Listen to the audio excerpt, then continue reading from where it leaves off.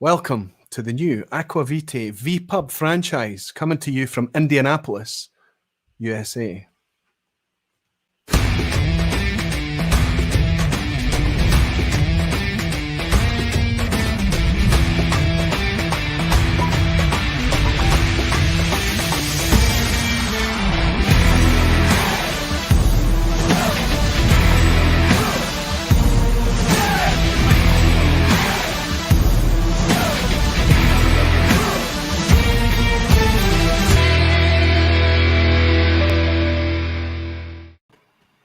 What's up? Hey guys, it is Scotch for Dummies.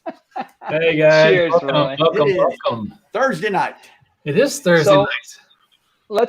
Let's just let everybody know that franchising license isn't cheap. Okay, so no, We're still it is working so. out the kinks. Yeah, we sure are. First of all, guys, happy Thursday. Another long week. It's good to see your friendly faces. I wish we were in person, but that's all right. We'll do this when we have to do it, right?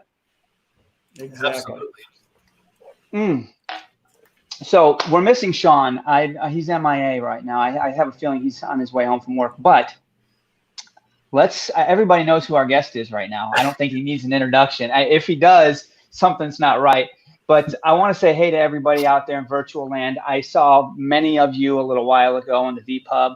I hope you all enjoyed watching Roy slay that game. Guess what's in the dram or whatever. I mean, you're just on fire, buddy. What's my really dram? impressed. I was lucky tonight. I was lucky. That's actually a really fun game. I enjoyed playing along from home. I was literally yelling at the screen. I'm like, come on, Roy, I know you got it. Just say it. Just say it. You know, it was just so much fun to interact. So that was a really good. Did you get it before me? I did get the Glen Goyne, the legacy. Right. Yeah, I didn't type it in there, but I narrowed that one down. I was tracking that dog before it was brought up, but there were some really interesting questions that are asked. Once you follow that a couple times, you kind of hone in on the right questions to chop off big chunks, right? Listen, the community are really quite good. McAllen, Fine and Rare, the doc, he's shouting from the community, cut it in half, go north, south, east, west, left, right, and cut everything in half. Age statements, even when you know there's an age statement, don't just start guessing age statements, kind of split it so that you go, is it 15 years and above or is it 15 years and below, that kind of thing. So yeah, there's ways to tackle it. But what's worse, you're live, you're on the stream, and then it's narrowed down and you don't have any clue. You don't have any idea where to go. That's difficult because you're going, I've got nothing. I don't know what it is. I managed it tonight. I don't know. Ben Romack was the one. I just it was great. That fun. was a good pull. I'm glad you enjoyed joining in. That was good. Yeah, I actually I can't think of his name. It started with Menno, I think, maybe something of that nature. Yes. He was the first one that did answers. He, instead of questioning you, he allowed you to instead of him questioning you, he allowed you to question him. And I think that takes a little more guts. Yes. I think that if you're having to come up with questions to try and determine what it is, that's the tougher proposition. Right. I think, because if you've got a bottle in front of you, all you're doing is saying yes and no. But doing it the other way around is tricky because you need to know whiskies, you need to know the expressions, you need to know the regions and the geography of Scotch. Right. So you have to have done a little bit of research beforehand. That's why it's kind of it's going to take a certain amount of bravery for the people to step up and participate on the live stream when they could potentially be making fools of themselves, right? Right. I know that. I remember a certain question that you were giving me that I was just blowing apart. I was horrible on them. So, that's how you learn, right? That's how you learn what you don't know. And there's like, oh, wow, I need to do more research. I think it's been telling, too, the last few weeks where we started doing our own little blinds because we've been kind of forced to stay apart because of this whole the C word, if you will. But we've kind of taken an approach to your style, which you've kind of been the godfather of blinds for us. Mm-hmm. And it's been a pretty good eye-opening. Andrew was just mentioning about it, how it really kind of blows your socks off about whiskey in general. I thought last week's episode with Marks was really cool because you forget about age statements. You forget about the things. You talk about regions and other things. And it really puts the whiskey on the spot and not you. It's a cool concept. I caught the first one you did a couple of weeks ago, and only caught the start of Mark's so far. I think it is a great thing, and I need to say thank you so much for giving me so many shout outs as you go through that there, because you're recalling obviously things that maybe you've experienced from me, Drew. You were obviously a participant when we did it together. We did a collaboration on mine there. Yep. And you're talking about, you're using a lot of the same kind of formula, the same process, the same steps and stages. But isn't it, I think the most fascinating thing about it is when you walk away from that blind challenge, I don't care if you've done terribly, if you've done brilliantly, or somewhere in between, it is still humbling. It is. Because you thought you were just getting your head around whiskey, and then everything is stripped away from you and you've got to navigate it blind. Right. But it's also something never to forget that the whiskey's on test as well. Right. Always remember. We know that. Yeah.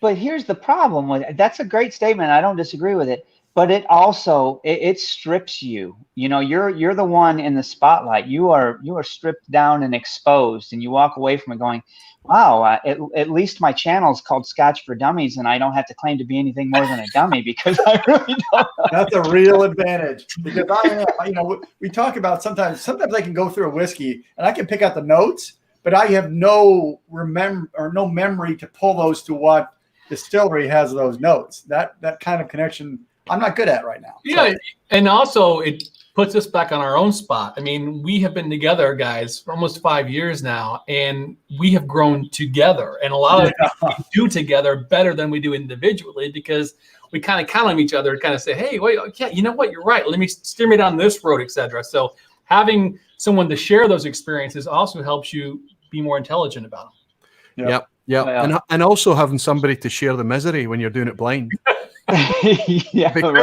Because listen, you know, the reason that even if you do badly, the reason that you're in a good place is that there is nobody going to step up and point a finger and say you're bad at that, I could be better, because they know, they've tried it themselves, right? And they know that whiskey is much more elusive, much more volatile than that. Do you know what we should do tonight? We should play a wee game. All right. Of What's My Dram? What do you think? Let's do it. Three of you play. I've got a whiskey on hand here. I'll get rid of one that I used earlier. I'll put this whiskey up here. Okay. And the three of you have to. So before we start, I got one thing to say, that I followed along with the line of questionings earlier on your show quite well, but where I was lost, and everyone that I watched asked the same question: is it one of the big four? And when you asked that question, obviously I recognized those big four, but I couldn't tell you all the whiskeys that fall under that umbrella. So I would have had to look that up. So I was not quick enough to follow interesting, that. Mark, what's super interesting about that is that here's Sean in as well. Good to see you, Sean. Sorry, guys, technical difficulties getting signed in. No worries. Hi, Sean. Hey. Cheers. We're getting ready to play a game with Roy. He's gonna remind everyone just how dumb we are. Sean hasn't even poured a dram yet. Hey man, I was trying to get up and running. I got priorities, right? Yep. Listen, right. Sean will pick it up. He'll work it out. It's fairly. We all know the principles that it's based on, that kind of 20 questions thing. But the reason that's interesting, Mark, what you talk about there, is that you're not sure about who owns who, perhaps, or who the big four are. It's all intended to try and bring in a bit of curiosity there, to kind of make people consider these things, because the big four exist: Diageo, Pernod Ricard, Edrington, and Grant's, who make Glenfiddich and Balvenie. They all exist because of blends, making blends. And the reason that those malt distilleries under their ownership exists is to make seasoning, flavorings for their blends. Sure. That's the legacy of their existence. Now, we live in a time now that we're enjoying more and more expressions from them as single malts, but that's a product of the last 30 years, honestly. And it's thanks to trailblazers like Glenfiddich that even exists. Sure, single malt was always a thing. People have always drank malt whiskey, but it was always something that they could get through friends, or they lived locally to the distillery, or it was very low volume thing. And once the blends took over, once grocers started to blend, and once producers started to blend, that became the global phenomenon that we know as Scotch whisky today. And it's only in the last, as I say, 2 or 3 decades that we've been able to enjoy malts. But let's give it a try. So the rules here are simple. I have to have a core malt whisky that you can buy, walk into your local store, you can pretty much guarantee that it's there. It's core range, everybody recognizes it. I'm going to do a screen share for the countdown. Drew, will that work? Absolutely. Okay. Hey, Megan Miller, thank you so much for the super chat. And thanks for following the Barflies over. It's good to see you. Cheers. Yep. Megan is, she was in tonight earlier. Let me just pull up the screen because it helps if we've got the countdown thing there, right? Sure. All right, so we get 10 questions, you guys. Let's not blow any of these. Do you want to put the timer on? Do you want to make it? You want to do 3 minutes? Sure. Yeah. Yep. We get to confirm before he asks the question. You want me to do a timer on my phone? Would that be helpful, or you got it? Oh, he's got a pretty loud and obnoxious bell. Oh, he's got it on. I have. Let's see if it's still open. Actually, let's see. Timer. Yeah, it's still here. Timer has started. So I'm sharing my screen. There we go. I can hopefully work the countdown here. So Mark, Drew, Andrew, you guys have seen it already, I think. So Mark, you can start. Is it a Speyside? No. Okay. Somebody else with the next question? Drew. Is it an Isla? Yes. Wow, that was a gutsy question. That was a shot in the dark. Okay. Sniper. Is it A sniper? Okay, so it's an island. Sorry? Is it the northern half of the island? Yes, you guys are going to kill this. Oh. Sean. Sean? Let's see. Is it a farm to table distillery? No. All right. No. Let's talk this out, you guys. How many distilleries are in the northern half of Islay? Let's talk them out. Obviously, Colila is. Bunnahabhain. Kilhoman, which is not it. Bruichladdich. Kilhoman, yeah, those are the ones. Is Lagavulin Where you draw the line, maybe Balmoral. and South. okay? Balmoral South. So South. really, I guess we could say, does it start with the letter B or does it start with the letter C? I mean, how do you guys want to do this? Let's try C. All right. Yes. I was going to say Koila personally. Yep. It's got to be it. All right. So wait, it's a no. Hang on, you guys. We know what it is. It's a Colila, but that doesn't know what we still have to keep going. Oh, okay. Does Colila make any non-age statements, you guys? Oh, I don't know. Yes. I think they do. Yeah. Shoot. So is this a non-aged statement? No. So it isn't aged. Okay, that's good. Okay. So now let's find out if it's older or if it's. You guys want to say 15 and over, or how do you guys want to cut this Over in half? 15. I think 15 and over. No. There we go. All right. So this is what are their age statements they make? I mean, obviously, Right? of course, but they might make a 10 or something crazy that I don't. I mean, this is core range though, so it's got to be the 12. It's got to be a 12. Yeah. I think it's 12. Coal Island 12. Absolutely. All right. Absolutely. Oh. It's so much easier with 4 people. And I don't know if you guys were looking at the comments. I just after we made the call, I just looked over. It's like, oh, they're putting all the information up there. I wasn't looking at that. Are they? That's cheating, Andrew. They were, yeah. Oh wow, yeah. I was stuck on the comments from the super chat from Megan. It was scrolled all the way up there and stuck on that because I didn't want to miss that. I didn't want to start the game and forget to call her out for the super chat. So I didn't see any of these names. So that's so much fun though. It really gets you to. It's a fun way to really test your knowledge of just core knowledge, right? This isn't in-depth crazy trying to trick you. It's if you the idea is you use available whiskies that everybody can buy and get their hands on and things. I mean, I don't know how much longevity there is in the game, but right now, because it's involving the chat, the community, they're the ones in the chat that win the prizes from this, right? Right. So it's kind of involving them as well. So it's been a good bit of fun too. It's nice to see that you enjoyed it, and I have to say there's a couple of things that I noticed there. It's nice that you were working as a team and there was less pressure on you, but I still felt the relief come out of you when you got it right. Sure.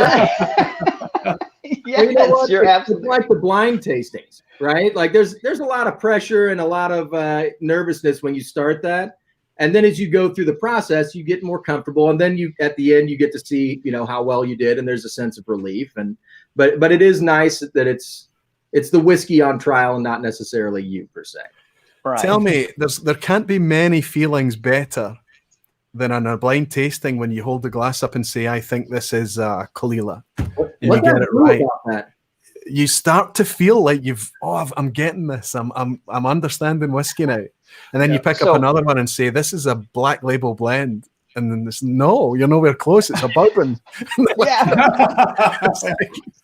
That's one thing I learned, Roy, is that you're always humbled, because once you feel like I got this stuff, and you look back and go, I don't have a clue. Yeah. I mean, so much out there. And I actually had a friend ask us tonight.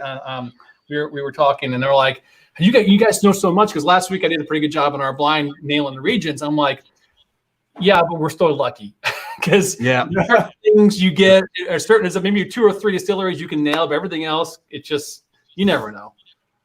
And I don't think there are many people out there confident that even when they get it right, they don't strut. They don't strut and say, yeah, I had that nailed, because they know the next flight is just going to take their trousers down again.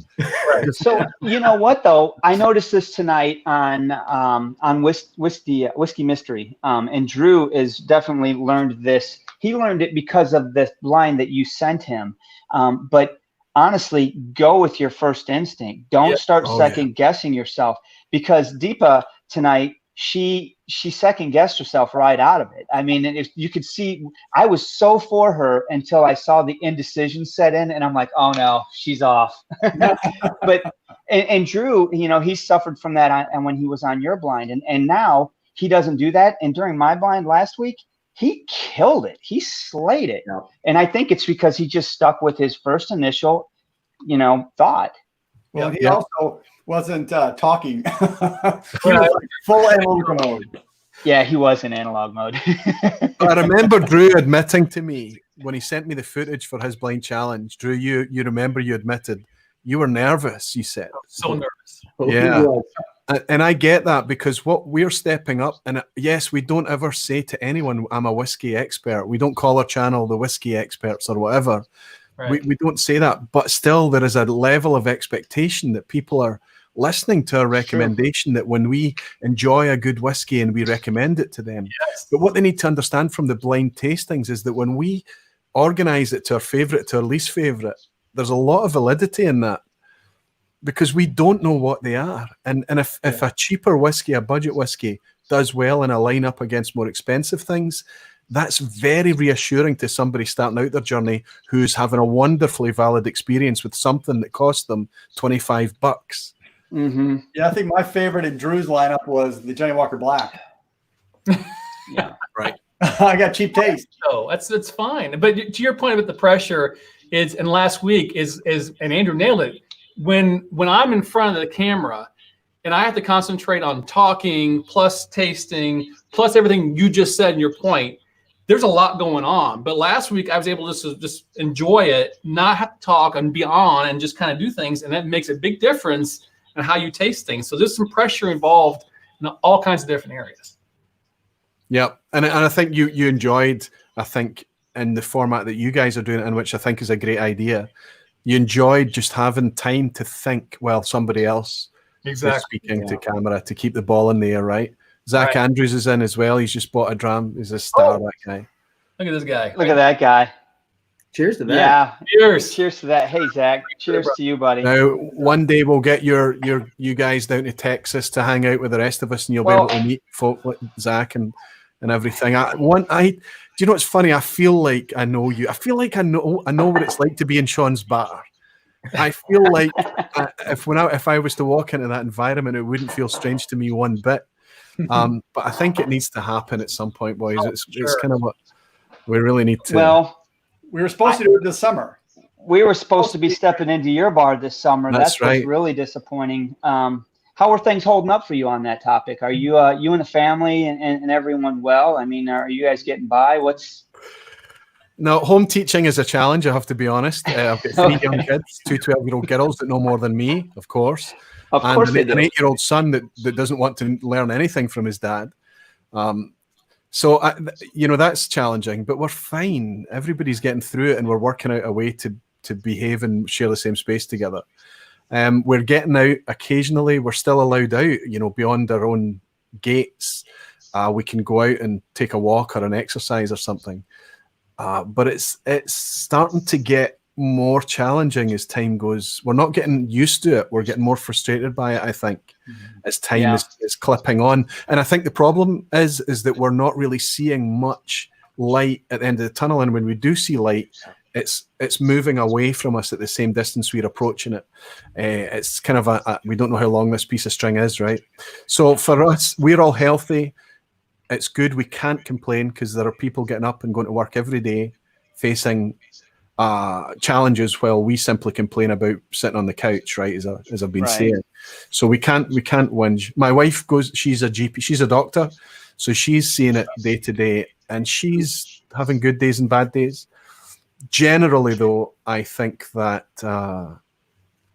the people closest to us are faring okay. We do know a couple of people that have been affected by it, definitely, but we're doing okay. And I hope that now we're seeing a plateau and it's starting to dip off a wee bit. I hope that's the same for you guys too, no? Yeah, it is local where we are. Sure.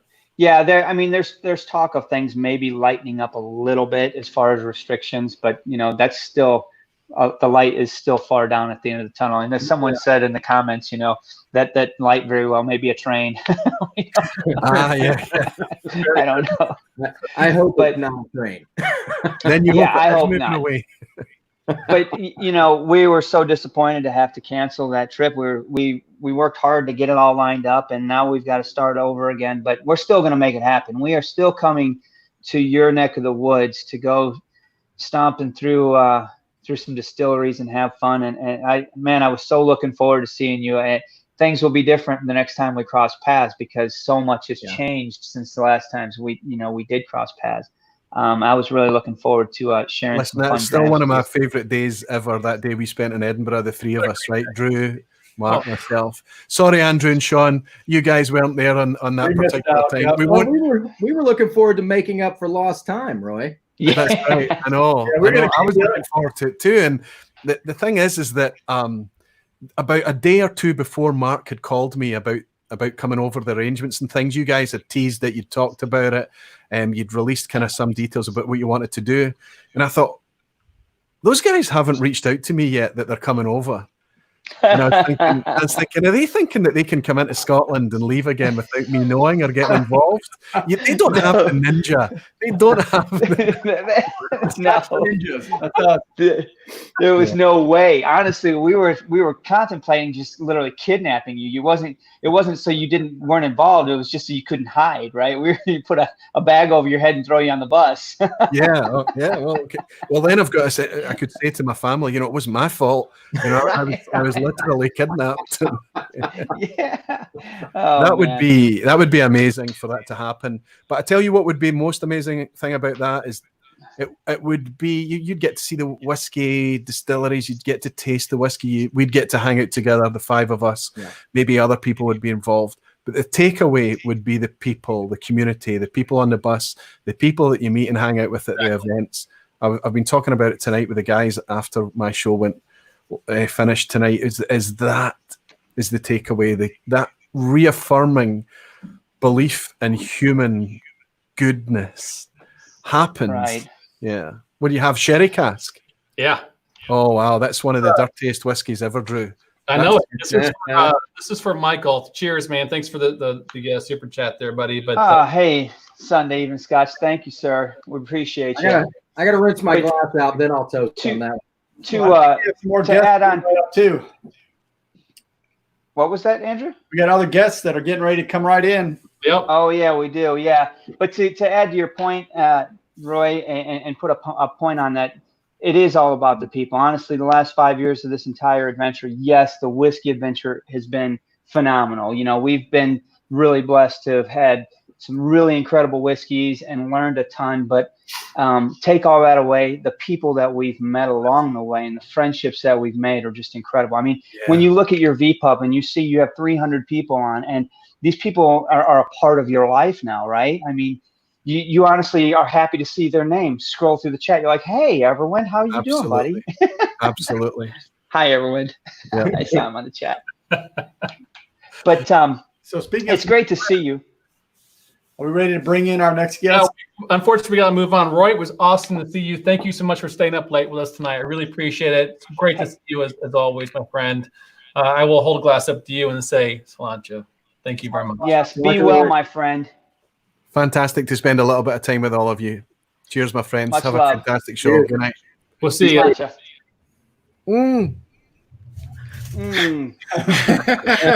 I love that guy. Uh-oh. Sam's passed out already. Too early for that, Sam. And nice shirt, man. You like that? I like Twinsies. And I got, you can see my tan line from my tank top, but I got fancy because we're drinking scotch. And when I drink scotch, I have to be fancy. How do you get a tan line? We're supposed to be locked down. What do you got? A tanning I bed? am. Hi. Hi. So, Hi. He's not looking. Hi. Does he know he's in? You can't do that to me, Drew. You can't do that. I could be mid-pick. I could be at the break. You have to say, I'm going to bring Roy back in again. Give me a thumbs up, Roy, if you're okay with it. Well, that's why it says you got to be ready to be in, man. You're backstage. He can bring you in at any time. Yeah, I have to be careful. Yeah, I'll be. I thought you might want to say hi to him as well since they're on. It's Yeah, absolutely, Bobby. Come on, man. You were. I love that beard. What happened? Me too. I miss it. So you guys are going to be the first to know this. It's coming back.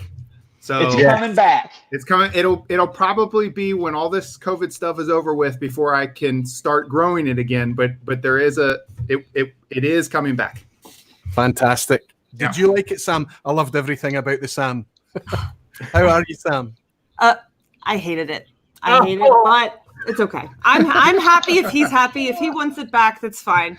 But it's fine. It's fine. Oh fine. wow. Well, So- my wife doesn't care much for this either. Really? Yeah, and that's I want to see what would happen if it was longer, and she's just it's not happening. So He's like, no, not having it. Well, anyway, it's I- fantastic to see you both here. Yeah, You need good to to talk see you to them. too, Roy. You need to talk to these guys and spend time trying to convince them to get together and experience what we experienced down in Austin last year. It was amazing. Yeah. Yes. Yeah. awesome. So yeah, we'll be in Austin if it happens. Hopefully it does. So Well, we'll get a chance to hang out again, yay! and maybe Bobby will have that beard back. Right. Well, It'll be ish. the startings of Yeah. it. It won't be where it was. Cheers, guys! Thank you so much for coming back in. Here's Cheers, Roy. Roy. All right, you're off. I won't bring you back on again, but good to see you guys, man. Thanks for joining our show. I know I reached out to you guys a couple days ago, but I appreciate seeing you guys. You guys look well. Okay? Yeah. Thanks for having us. We're We happy. took a half day for you guys. Yeah. Wow. What? Let's I party got then. You guys are Yeah, good. Drew, I don't know if you saw the last message I sent, because initially I told them that Sam's going to be on there, but I probably won't. And then when I realized I could burn a half day, I said I'll be there if nobody gets shot in the next couple hours. Oh. So- laugh about that or what? You gotta have So the fact that we Nobody got see you, shot. We're all good. good. I lay out in my backyard in my tank top. That's that is as far as I've gone because of him being out in it in Cincinnati in the bad parts of town where they are not social distancing. I do not leave the house because we don't know what's coming home. So Probably smart. So what are you getting ready to pour there, Sam? Yeah, what are I'm you drinking? going with the Kirkland Speyside single malt Scotch whiskey with a sherry cask finish, aged Costco 16? special. 20 years. 20 year. What's Like Costco, Ooh, right? it's 20. Yeah. It's the Costco. It's really That's good. tough. It really. No, I think we reviewed that, didn't we, you guys? I mean, this was Yeah. probably our Yeah. first year. Yeah. Yeah, I don't Yeah. hate it. And Did then we review it? I poured my Octomore 9.3. I don't drink it often, but I figured I'm on here with you guys. So Dang. I can't believe she's sitting next to you. My wife would be involved It drinking smells like burning garbage can next to me. I gotta tell you guys, I was Oh, watching wait. some of your videos yesterday, and I hadn't caught up for a minute. And I'm looking at the thumbnails, and I'm like, "Who's the new guy with Sam?" I think we've only put out the like young 4 guy. too. He's like Yeah, 20 years younger. The You child. do look a lot How- younger, man. I don't mind it. My wife won't let me grow the beard. It's not on the table. So, Sam, I understand. You know, it is what it is. You know, here's the thing with him being in the, you know, doing the job that he does and being at a place where he's got to be, you know, undercover and not recognized. How am I supposed to deny him growing a beard? When I'm like, Sam, it's for my safety. Yeah. So I'm like, oh, fine. Nice. Yeah, right. I drink this whiskey because it saves my life. I have to have it. I save lives. So I have Whatever. a question for you guys. So you guys started. How long have you guys been on YouTube now? And what started you guys? What was a prompt to get you started? So I did a buddy of mine started a sports podcast to try and he's the color man for and the play-by-play guy for Georgetown College, and he wants to get his brand out there. So he wanted to do a sports podcast. And one day, I'm into whiskey, and one day, because I had control of You helped. You were a guest on I his was podcast. a guest on the podcast, so I had control of the Facebook page. And one Friday night, I just got on and started live streaming and just talking about whiskey, and it did really well. And Sam's like, "You should do a whiskey channel," and I'm like, there's like I can't do it better than what's already there or different or. And then like I was laying in bed one night, and he like hits me, and he's like, "I got the best idea," and I'm like, "Okay." And he's like, "Let's start a whiskey YouTube channel, but it's going to be me and you, and I'm going to teach you how to drink whiskey." And I said, "Fuck you." I know, right? That's dumb. There is no way in hell you're going to get me to drink that brown bullshit. My And wife feels the same way. She's still. We have been Yep. trying for years, and she's still like that. You smell like puke. No, I won't do it. So he convinced me. I was like, "All right, fine. We'll film it. We'll film a couple Film a things. couple, to see what Like, happens." whatever. Like I'll humor him." So we did, and I gagged and gagged and gagged, and And we everyone loved it, laughs, man, and because the faces you made and all the freaking noises and sounds and Yeah, freaking like- curse words. right.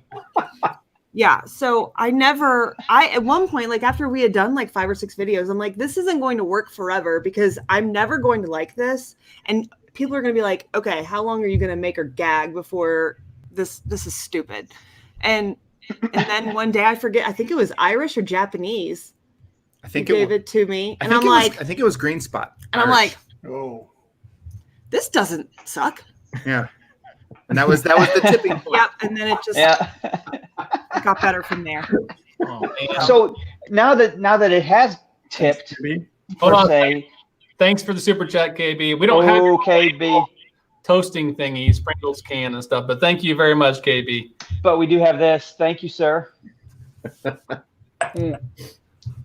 But now that it has tipped, you guys, the channel has to evolve, right? Because you're not so opposed to things anymore, Sam. So there's not the wow factor of, wow, let's see if she throws up, right? Right.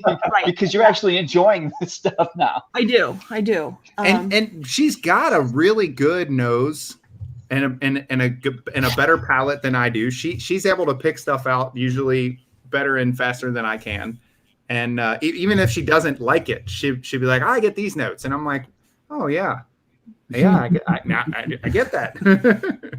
Believe it or not, most women are better at tasting and picking out different flavors out of really anything. So that doesn't surprise me at all. But it's interesting that you guys discovered that as part of the journey. It was cool because even when she hated it, she could pick up stuff and she would describe it in a horrible way. I can't think of any examples right now, but I'm like, oh, that actually tastes like, I taste like the hot tub water in a frat house the day after a raging party. I wasn't wrong. There'd be things where we're describing the same thing just totally differently. We just got there 2 different ways. So, yeah, and I still feel that way about some scotches. No offense, guys. But So You guys have been What's doing your- this for a while. You guys are close to 3,000 subs. That's awesome. yeah, and we don't try very hard. We because of it's his not schedule. that. It's not It's just that. that we're just not we're not consistent. We were when we started, and now we just do it when we can. Especially now, things are kind of crazy with my schedule, and yeah. Right. so We get it. But yeah, no. I guess get back to we've a been regular out at schedule. it for A little over a year. February. Was a year. Yeah. So Okay. Congratulations. I'll toast to that. That's great. Thanks. Yeah. So Cheers. Let's see. what? How many years you guys is February? 1 year. 1 year. 1 year. So after 1 year, what's your favorite whiskey? Both of you. Final question. Booker's Rye. Oh, Booker's Rye. Booker's Rye. All Yeah. right. What do I probably mellow corn. really? $9.50, man. You can't beat it. I got a question for you guys. Since you're just started out, like we've been doing this forever. What are you surprised about now that you're a YouTube channel? You've got thousands of followers. Like, what surprises you about being a YouTuber that you didn't realize before you started a channel? I think the friendships that we've made with other YouTubers. And well, with everybody. With everybody. And Right. just the people that reached out to us, I don't like to call them fans, but the people that watch us. Subscribers. The subscribers. Yeah. And just who we've met along the way. It's and really- just yeah. how cool everybody is. Just so many new people that we interact with now. I never would have there's expected that. a few times, like somebody will reach out and be like, "Hey, we're doing a not a live stream, just like a Zoom." Yeah, like we're just there's And like we're just six of us. hop in with it's just cool. It's just people, just Yeah. cool people that like to talk about whiskey or whatever, Right. really. And Right. Yeah.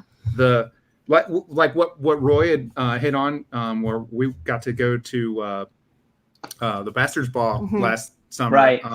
That was so cool. There was so many people that come up like, "Hey, Bobby and Sam," and we're like, "Hey," and then they're like, I'm such and such, yeah. and they were like, "Oh, okay." I'm Twinkle Star 13. And I'm like, oh, Twinkle Star. Yeah, I know you. Like, Hey, Drew, put that super chat up so Sam can see it.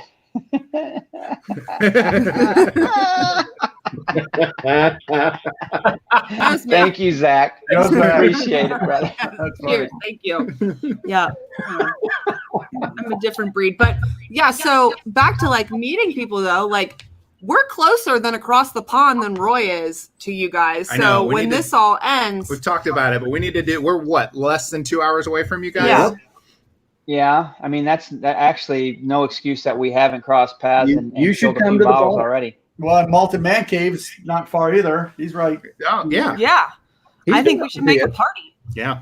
And that would be less than 10 people. So we can do that sooner rather than later. That's like phase 2, I think. Yeah. Phase 2 says we can have a party up to 10 people. I know, but if we're gonna do that, we should triangulate and meet somewhere in Kentucky where we can bash in some That's- distillery. Yeah, Hey, that's true. that's not a bad I mean, idea. I like I'll never Louisville. say no to that. Yeah. Oh man! Okay, Hey, yeah. what's on the horizon for you guys? And do you guys have anything up your sleeve that you guys are going to do in the next year or in the, the coming 6 months, or what's in the store for the channel? I guess we as far as the channel, there's never been like a plan. We've just kind of been flying by the wing seat it. of our pants. Yeah. I do know eventually we are going to do like it's a clickbaity video of like how to get your significant other to like whiskey in less than a year and give our tips from what we've had, what got me there. Cause I just think that would be funny and cute. And Yeah, like every 60 seconds, you have to make another contribution to see more, right? Right, Because guys are going to be like, "Damn it, I need to know." yeah. Yeah. But like we really wanted to go on the trip you guys were planning, and it just financially didn't make sense for us this year. So if you guys do it in the future, like We're better off we're now. probably going to be able to do it. That's something There's no if. Yeah, It's we're 2021. here. Yeah, pick a date next year. That's all it's coming down to. Next year we can We'll afford be- it. yeah. Like we were paying daycare up until recently, and now we're rich. Yeah. We like have so much money we don't know what to do with. And we're like, just make it rain. Make it rain.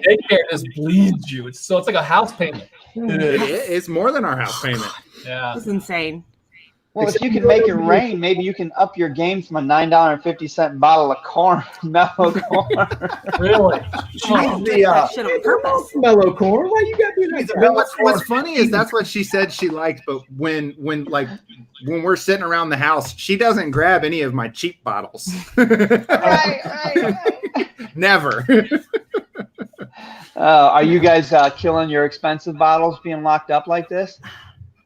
What did we? Yeah. So like I I'm keep not killing them yet, but they're I keep my display bottles, on display upstairs, and then everything else is just on shelving in the basement. So just because it's what's there is what we grab is the expensive the fancy stuff, stuff. Yeah. So. Right. That's his fault. Yeah, I think everybody's stash is taking a hit right now, but yeah, what are you gonna do? What are you gonna do, right? Right. These are crazy times we're living in. I really That's right. I'll drink to that. Sam.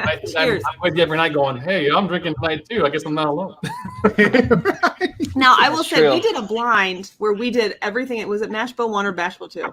Which one did I pick? Ancient Age. Mash Bill 2. Mash Bill 2. We did everything in Mash Bill 2. Buffalo Trace Mash Bill 2, and out of that, so that's Blanton's and Rock Hill Farm and Elmer T. Lee, and she picked Ancient Age as her favorite. 80 proof Ancient Age. Wow. Hey man, good You know? for you. I know. Look at she's like. I also like boxed wine.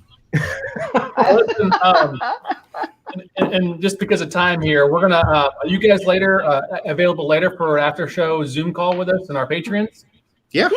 Awesome. I sent you guys. Yeah, man. Well, Yep, we got it. What time is that starting?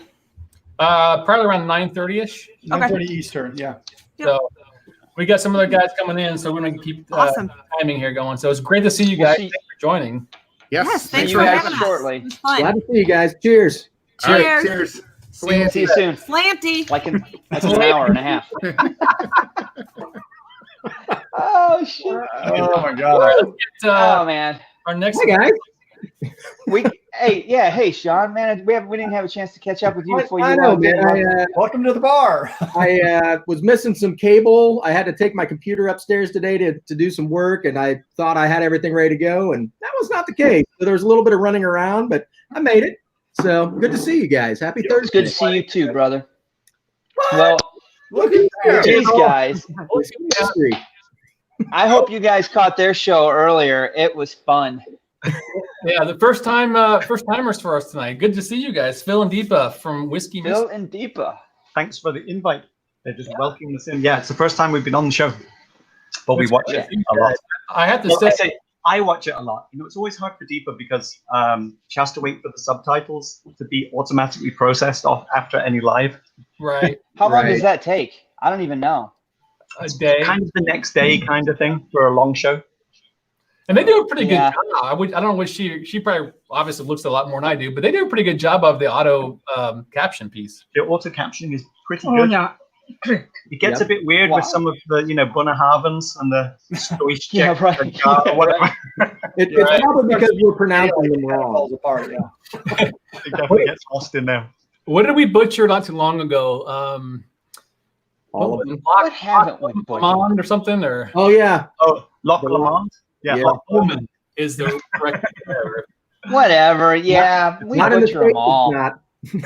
I kind of guess as long as it doesn't stop you from getting the bottle that you're trying to buy, it's not a problem. Exactly. Those Bunnahaven names are impossible, even for UK people. They don't see Gaelic like that. If you're in England, you never see Gaelic unless you're a whiskey nerd. Right. Well, I gotta So- say, I remember it. Has it been 2 years, or at least close to it, maybe, when you got? It'll be 2 years in October, so it's getting 1.5. Yeah, I just remember, Roy kind of in our WhiskyTube channel, we have a Twitter thing. We message each other, and he was saying, "Check these guys out," and it was your original blind thing, and it was just like, it was batshit crazy. It was awesome. It was Oh yeah, it was. A lot of work. And it was like, I love this stuff. And you guys have really taken off. I don't know if it was just for fun, but you've really taken off and you've taken the channel and grown it to, honestly, I think is probably one of the best blind challenges channels out there. I mean, you guys just do it right. You have fun with it. You have good editing. It's good conversations. You really have good topics. I mean, we're really doing the Scotch for Dummies approach. In terms of, we don't know anything. We were intrigued by the first bottle, the Ardmore Legacy, and we just thought, how can we delay the gratification of trying all these bottles by doing everything blind? The only downside to that is, Drew, here's one for you. Oh, it's Ancient 20. We bought this, I think, in October 2018. You can see there's hardly anything in here. We have not tasted this yet. Oh, you have to pour a sip right now. For me, It's somewhere in here. dude, We you have to try shared it. right We now. have shared it with other people. But we do have a second bottle, so don't worry. And I see a little bit of tape on here tells me that I've gassed this one. Oh, okay. Oh, So we have quite a lot like that, where we've bought the bottle a year ago. We've actually done some trades with local people, friends, and shared it. And there's so many that we just haven't yet tried. And the anticipation is pretty funny when they show up. Sometimes you're like, oh, really? We've been waiting a year for that to show up, and that's what that is. That's what happened with these two monsters. They shut up about 2 weeks ago. Yeah, about 2 weeks ago, and they're quite similar in monsterdom. Oh, it's MRC, Oh, yeah. 59.2%. And amazingly, also 59.2%. The jig, yeah. The Jake Amontillado 13-year-old. So what do you think of these? They are beautiful. And I thought I got very spoiled. Yeah, Deepa has got quite spoiled. As we go up, as we discover higher end bottles, Deepa never wants to go back to a lower level. Yeah.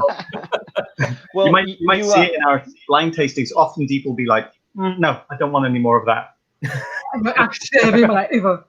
Yeah, Deepa's saving her liver for something better. What do Well, guys you did quite well today. Today I we watched yours today. You were spot on. You zeroed in, and I was really pulling for Deepa. And then towards the end, she started wavering, and she pulled one bottle off and went back to the green spot, then went to the Akantoshan, and I'm like, oh, I can't go with her anymore. She's too indecisive. And I went for what you nailed it. That was really fun. Good job. Luckily today we checked out it was low ABV. We have our little shake test bottles that we've been playing with. 43%, 46%. You get more bubbles. You get to 50, you can get some real sustained bubble froth.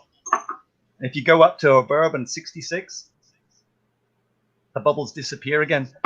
So we got it today at 40%, but then a few episodes back we got caught out because we were like, oh, this must be pretty low then because there's no bubbles. But it turned out it was like 65% bourbon. I watched that episode. I thought that was hilarious. We're cheating using those shake bottles. So It's awesome. we to have a watch. topic for Dr. Scotch now, though. I want Dr. Scotch Yes. to tell me why. Yeah. What So- happens when it falls off? The alcohol gets too high and the oils can't hold it together anymore. Surface tension. So how But you about have service? like higher ABV. Now, I mean, after about here, the strength. I think you have a higher ABV tolerance than me. Yes, maybe the India. Yeah, in general, I get burned easier. Well, you need to come to our bar. Yeah, I'm going to do a little shout out to Tim Donapass. He sent us a little sample. It won't focus out there. This is 2/3 Bunnahabhain 12, the older bottle, and 1/3. Sorry, no, 3/4 and 1/4 Ardbeg Ugadal, a blend that Tim has done by himself. Oh, This wow. is delicious. It's kind of in the same path as this. It's not as monstrous because of the ABV, but Tim has he sent us a bunch of little bottles here. We got 6 of his home blends. On Sunday, we're going to do a blind tasting of Tim Donapass's home blend. So no idea where we're going to end up with that. But that's gonna be fun. That's fun. Good Well, for you. They're all blend. I can tell we are going to end up, maybe slurring a bit at the end. if we're not careful. So we'll have to do a bit of a pre warm up. Check them out. So how have you enjoyed your blind tasting? It's scary and fun, and you feel totally lost in the middle of it, don't you? Yeah, absolutely. I mean, especially when you're with the worst part actually isn't so much being on trial, it's preparing to give somebody a trial. That's the hardest part, is trying to figure out what to do. And Mark was on the hook last week. I think he did a good job. Sean before that. What's really going to be interesting is to see what Andrew's going to do next time, because you can't go all plastic bottles.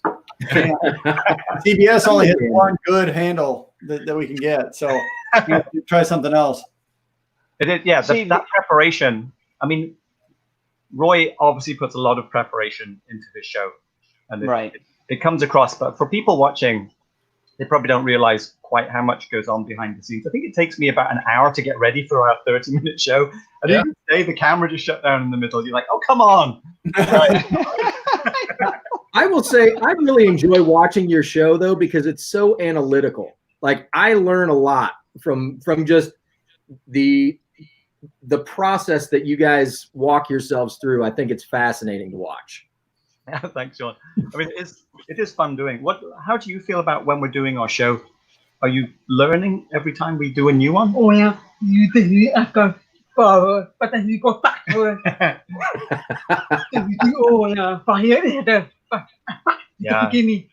Yeah, it is shocking. I mean, we confuse a sherry finish, which wasn't. It turns out to be virgin oak. There's still so many gotchas, even though you think you're getting a handle on things. As soon as you think you've got something, you grip it tight enough that it just throws you off the next time because something else has come in from the other side. Right. Oh yeah, Ardmore Legacy, that first bottle showed up just three episodes ago. And I think we ended up thinking, is this an Irish? It's so light and delicate. When we first had it, we thought, oh, it's so interesting and caramel and it's got smoke in it. This time Deepa was like, there's definitely no smoke in this one. I was just going to say, I'll put my money on Deepa 99% of the time, because feels like she's been on it. Like, she picks out stuff quickly.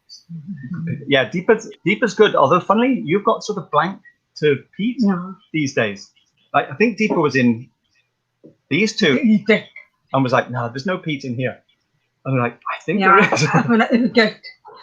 But it's funny how your brain will just shut something off familiar when you're trying to dig underneath it to find something else. And sometimes you just blow past the obvious things. But the empty glass thing works well. Mm-hmm. That was something that I definitely enjoy that you guys do with that empty glass. But let me tell you, with two of you, have you noticed different sensitivities? I know that with the four of us, that we've got to know each other's nose and palates enough to where we know what each other's sensitive to. Like, Sean pulls out certain notes that I wouldn't pull out originally. But when he pulls them out, I'm like, okay, I got it now. Whereas I'm really super sensitive to sulfur, and these guys are like, there's no sulfur in there. And I'm like, are you kidding me? So do you suffer from the same thing with the two of you? Do you think it's different between us two? The more surprise, the more people attack. It's true. Now, maybe it's a disadvantage that we are both, our preferences are quite similar. Like, we do tend to agree. On this one's sweeter and I like it more now.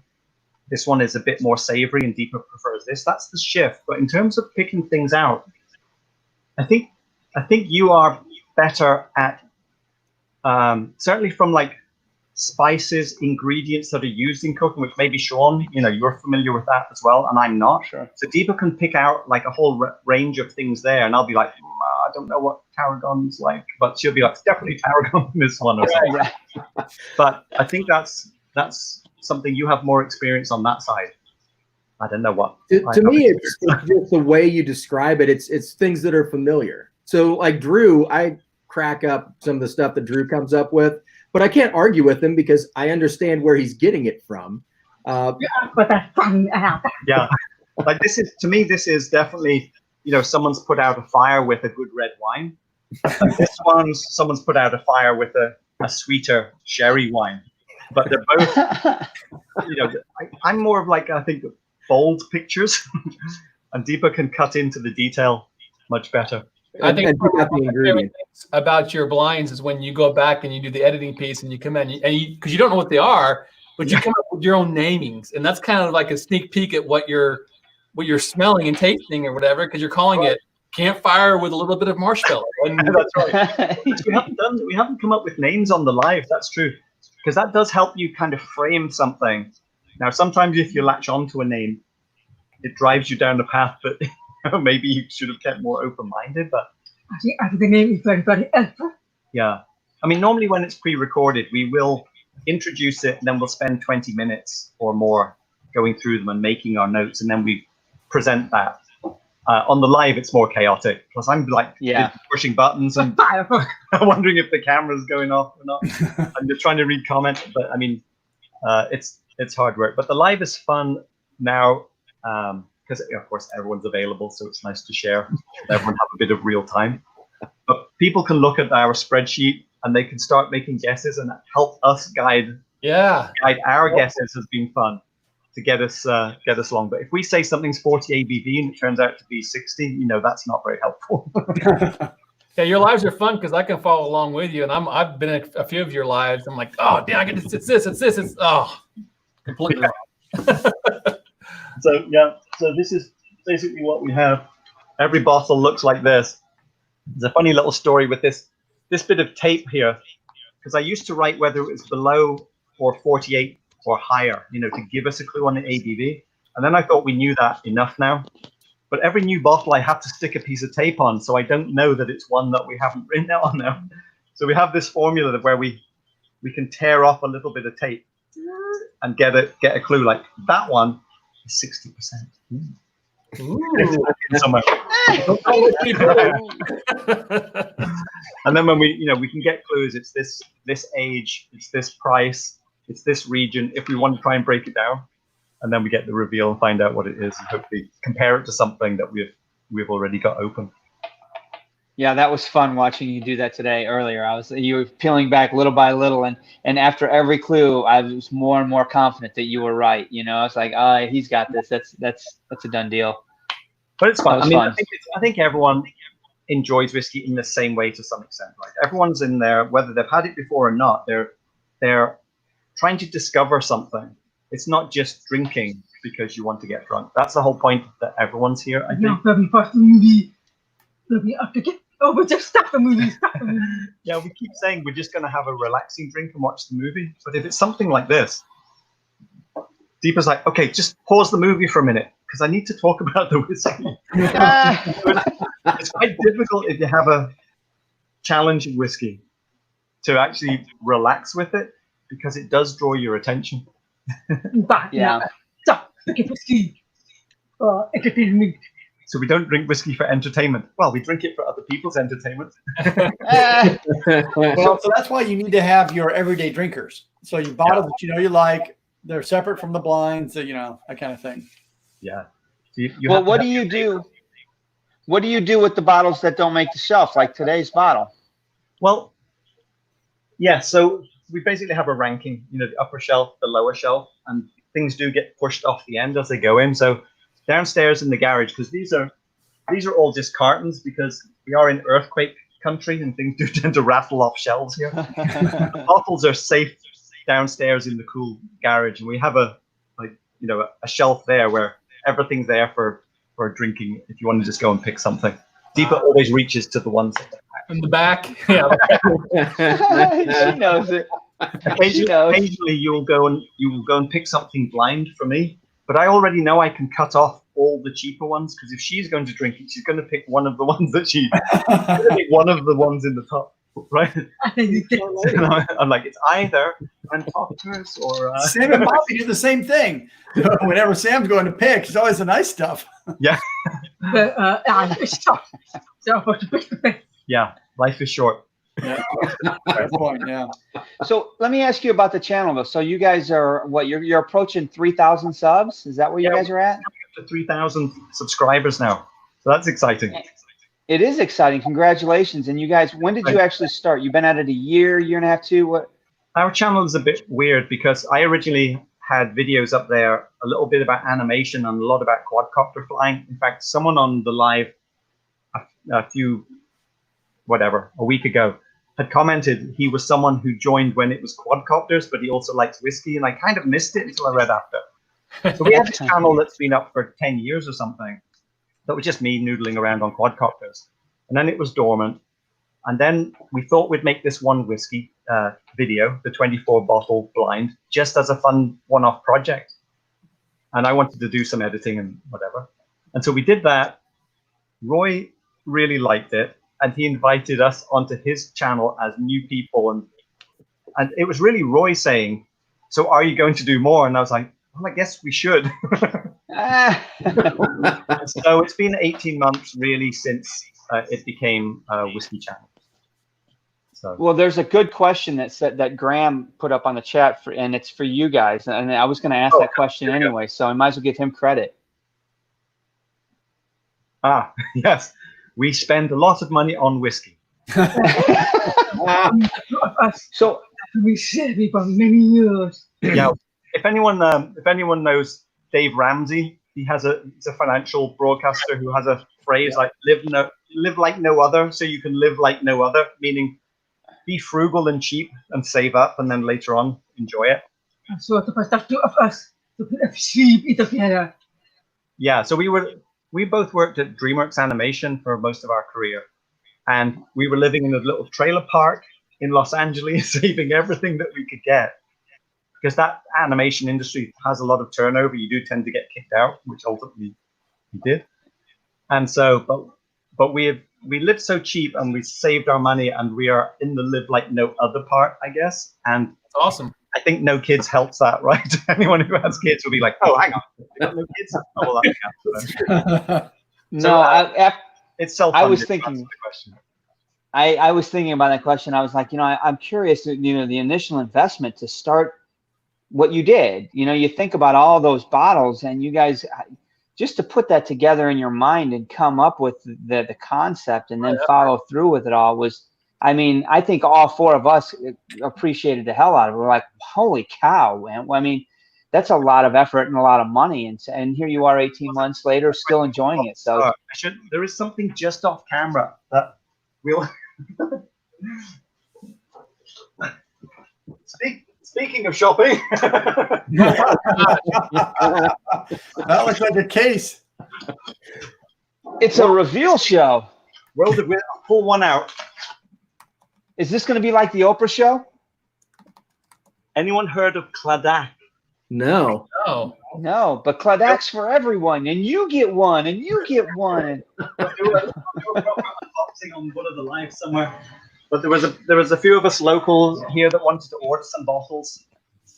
World of Whiskey shipped them. Actually, it arrived within about 4 days. Fantastic. Yeah. And one of them, I think it was Aaron in LA, who had sent us a sample of Cladak, and this is 57.1%, and it is a blend of. Oh, hang on, it doesn't say on the bottle. It's going to say on the bottle, but it's like Colila, Talisker. It's about 5 or 6 Diageo distilleries blended in there. So anyway, so delicious. So the shopping. Although we shop a lot, we actually don't drink that much. It's all in the spreadsheet. Yeah. Because we're sort of fitness runner people, we don't want to drink to the point of it being unhealthy. It's supposed to be enjoyment, in addition to life. And so we drink about $50 a week between us. So you inventory every dram that you drink to make sure that you're not. It's all in there. Like whenever you drink something, it has to go back on the check back in shelf where I look and go like, okay, we're down to about here. So I can see how much that we're drinking, which is keeping below healthy numbers. Are those numbers based on cost or on bar prices? No, it's cost. So our average bottle costs about $100, is 50%, and we can kind of work out from there.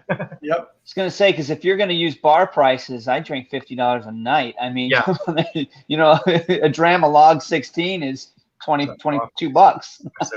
Yeah. Yeah. And the funny thing is, we don't even go and, well, of course we don't drink in bars at the moment. We rarely drink outside of the experiment.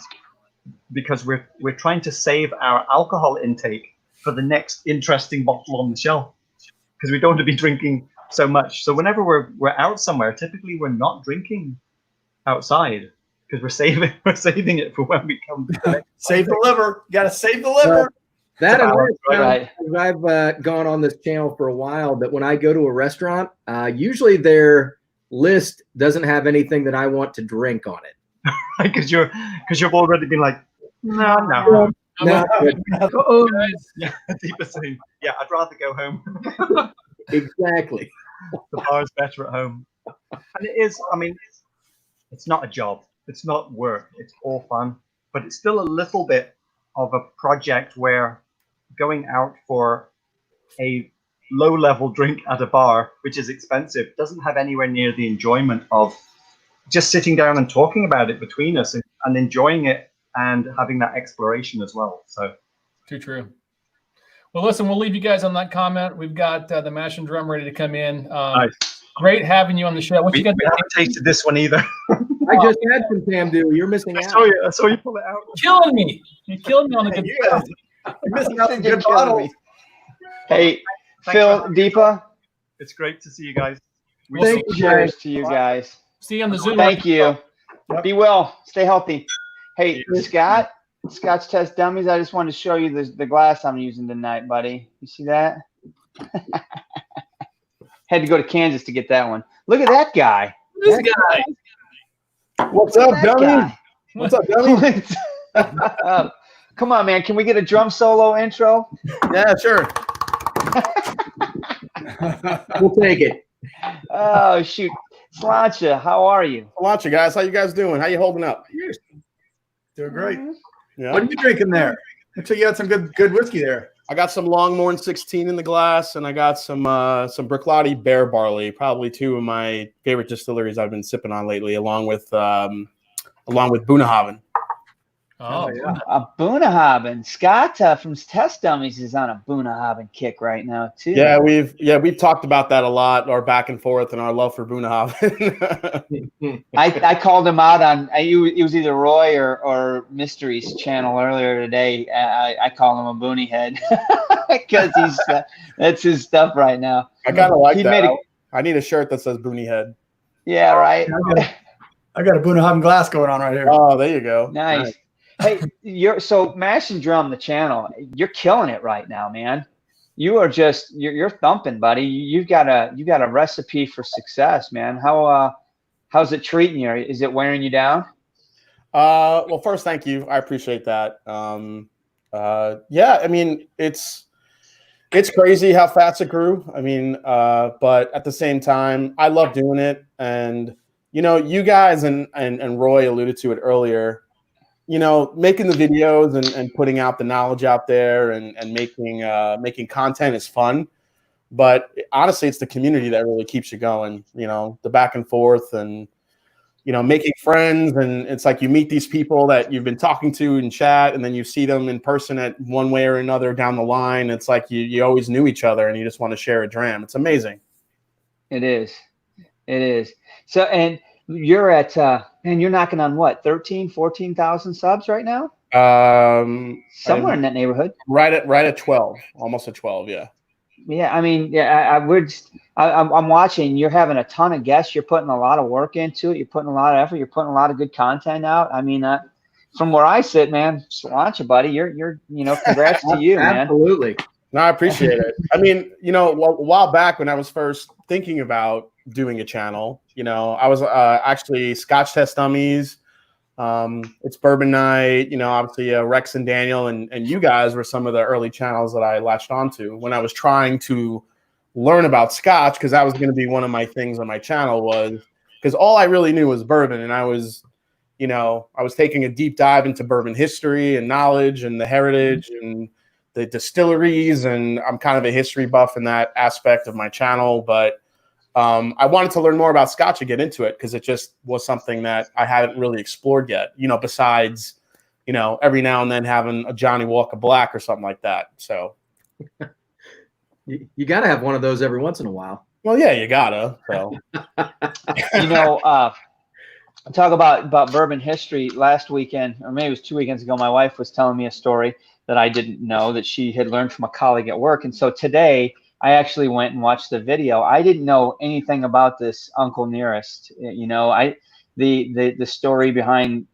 this guy that basically is responsible for Jack Daniels, right? Yeah. And so I went to their website and they had a cool, like about a 10-minute video. And I watched the whole thing. I didn't skip anything. I was like, I just got sucked into it. I was like, damn, this is a good story. And then the fact that to see the legacy that it created, and it was pretty cool. But it reminded me of you, because you do like to explore the history and some of those cool stories behind the bourbon or the whiskey, you know? Yeah, I touched on Uncle Nearest when I did. I forgot which. I think I did all the single barrel Jack Daniels in a video, and I touched on Uncle Nearest and how he was basically the one that taught Jack Daniels how to distill. He taught him about charcoal filtering and mellowing and all that. It's a pretty incredible story when you go back and you read it all. Exactly. I mean, the guy was a slave, and then the 13th Amendment is ratified, and now he's free. And yet Jack Daniels is like, hey, man, you need to be my master distiller in my new distillery. Yeah, yeah, absolutely. Yeah, cool story. But it made me think of you and your channel and what you do. So I wanted to make sure I brought it up. No, I appreciate it. How's this thing treating you, man? This whole lockdown. Are you working? Are you? Yeah, I'm still stuck working. in the house like the rest of us. I work in the healthcare industry, so I'm pretty close to it. I'm not like a doctor or anything. I work for a distributor, a very large distributor that, getting products in and out to hospitals and pharmacies and everything like that. So definitely keeping busy. I get a lot of information. You hear different sides of things, but at the same time, I think, for what it's worth, being at home, it's been challenging at times, but sometimes it's kind of nice to wake up and just hang out in your sweatpants all day and drink whiskey. I'll tell you that. So are you able to do most of your work from home, or are you still going out for work periodically? So I was going out to work so I live in Ohio, and the first shutdown we did, I was still going into work periodically on the weekends to help out with some things. But then once we really got a spike in Columbus, Ohio, everyone just started staying home. So ever since then, we've just been getting, I've just been working remotely. So I can't, I thank God I still have a job. I'm not as lucky. I'm lucky than, some others out there that are struggling. So I definitely get that part of it. Yeah, that makes sense. It's tough for everybody right now. So yeah. Everybody's just trying to muddle through the best they can, and I'm still out working, but I'm glad that I can come home to the bar behind me and have a drink once in a while. It doesn't hurt anything. So yes, I was listening to you when you were talking about how when you go out to eat, you don't want to drink anything. You just rather come home and drink, and that's so true. Even when you go to a whiskey bar that has a good selection, I don't have any Kilkerran. I'm drinking this teapot dram. Just the Glengoyne teapot. Is that all you have is a teapot dram? Yeah. But I find it amusing when you go out to a whiskey bar, and I mean, some place that has a good selection, and you're going through the list now, and you're like, no. And then there'll be, maybe one whiskey on the list that you haven't drank before, and you're like, oh, it's $200. I don't think I'm going to be doing that. And I mean, it just kind of reduces your drinking list down to something more manageable. Yeah. Exactly. Sean, the funny thing is I'm willing to pay bar prices. I understand that. When you're out, you want a Drammy or whatever, and you pull open the menu, and you're like, all right, so Lagavulin 16. Hey, man, they're asking $18 for the Drammy. Okay, it is what it is. But what gets me is when you go to the certain place and you're like, Lagavulin 16, $35, and you're like, no, man.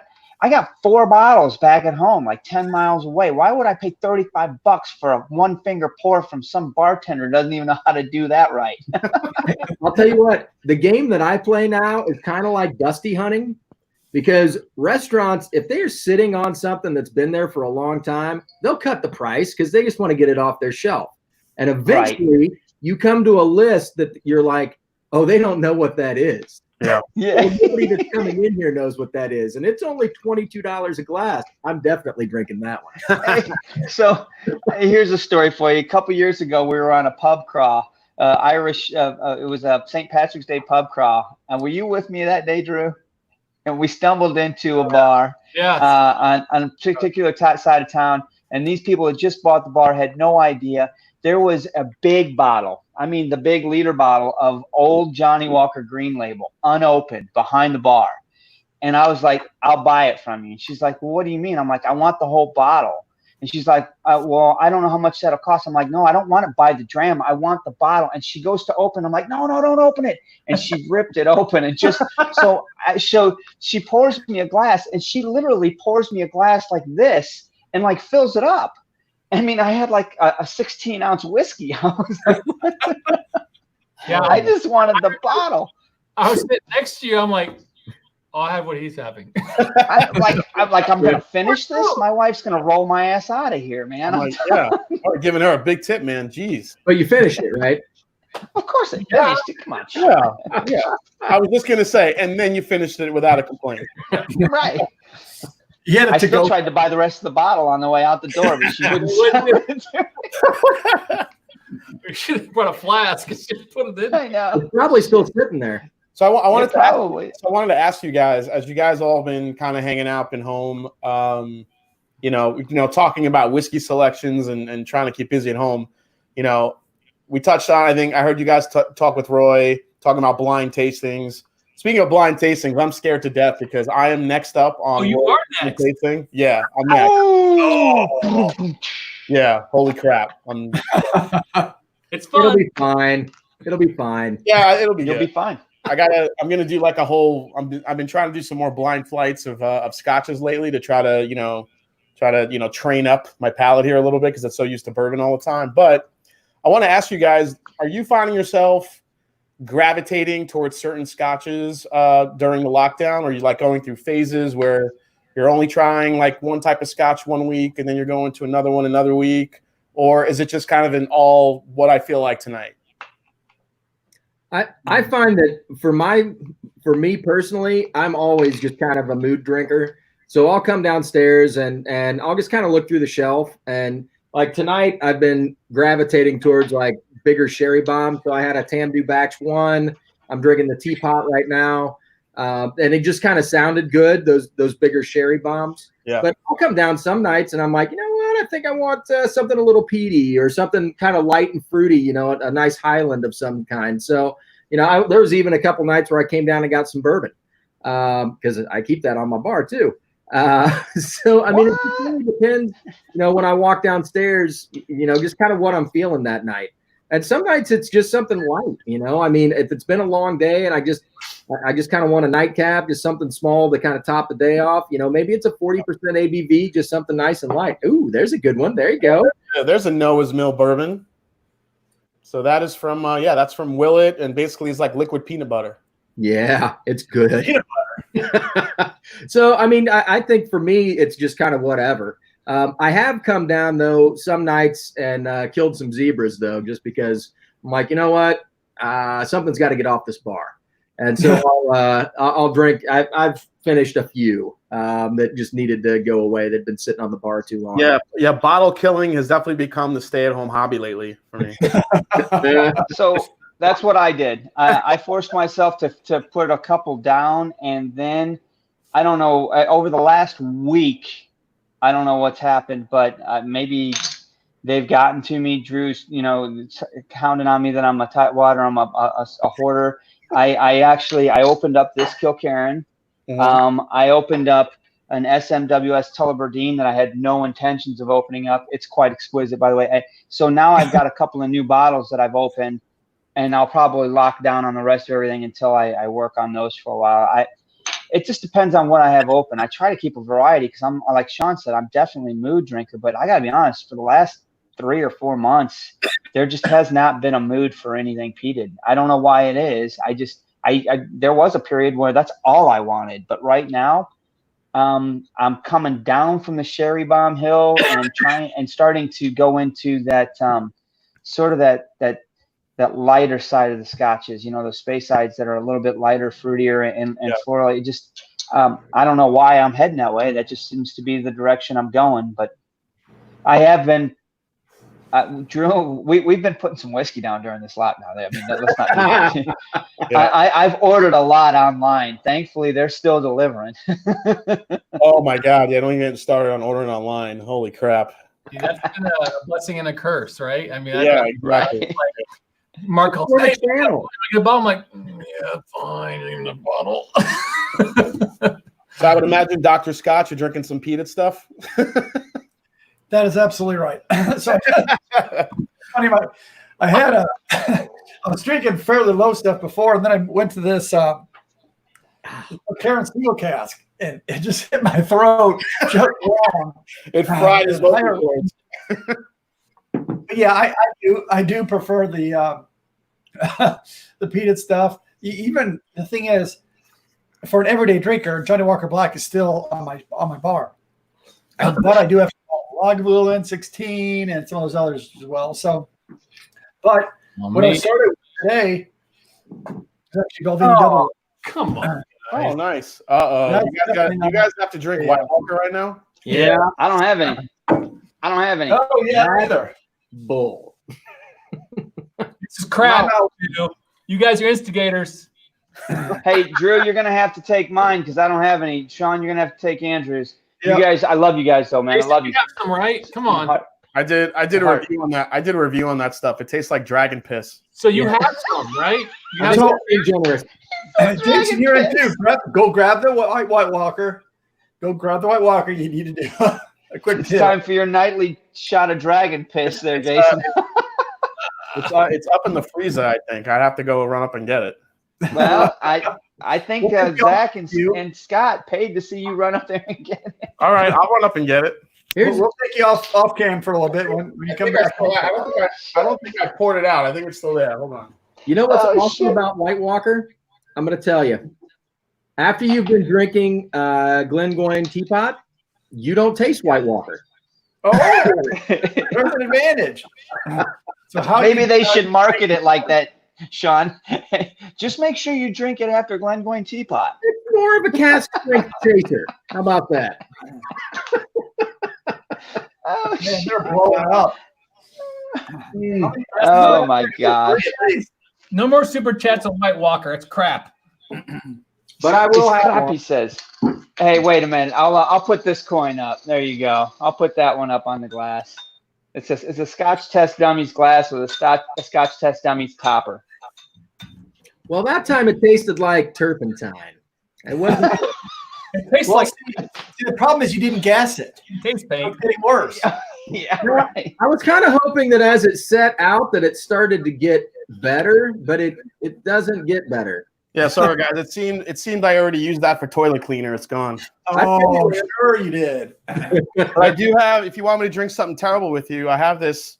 You guys heard of Jepson's Malort out of Chicago? Yep, I've had it. It's awful. It's terrible. I'll drink. It's the worst thing I've ever drank in my life. Yeah, it's like drinking. What? Rotten, it's like drinking rotten grapefruit. Have you Put ever it up had to the one? camera. Put it up to the camera. It's a Chicago thing, Yep. and they're very proud that it tastes horrible. Yep. Ooh. Wow. Are they claiming it's bourbon? Is it rye? No. Is it just American? No, It's a liqueur. it's a liqueur, but it's like aged or made out of like wormwood or something real funky. There's a restaurant in Indianapolis that has it on tap. He said it's made out of outhouse wood.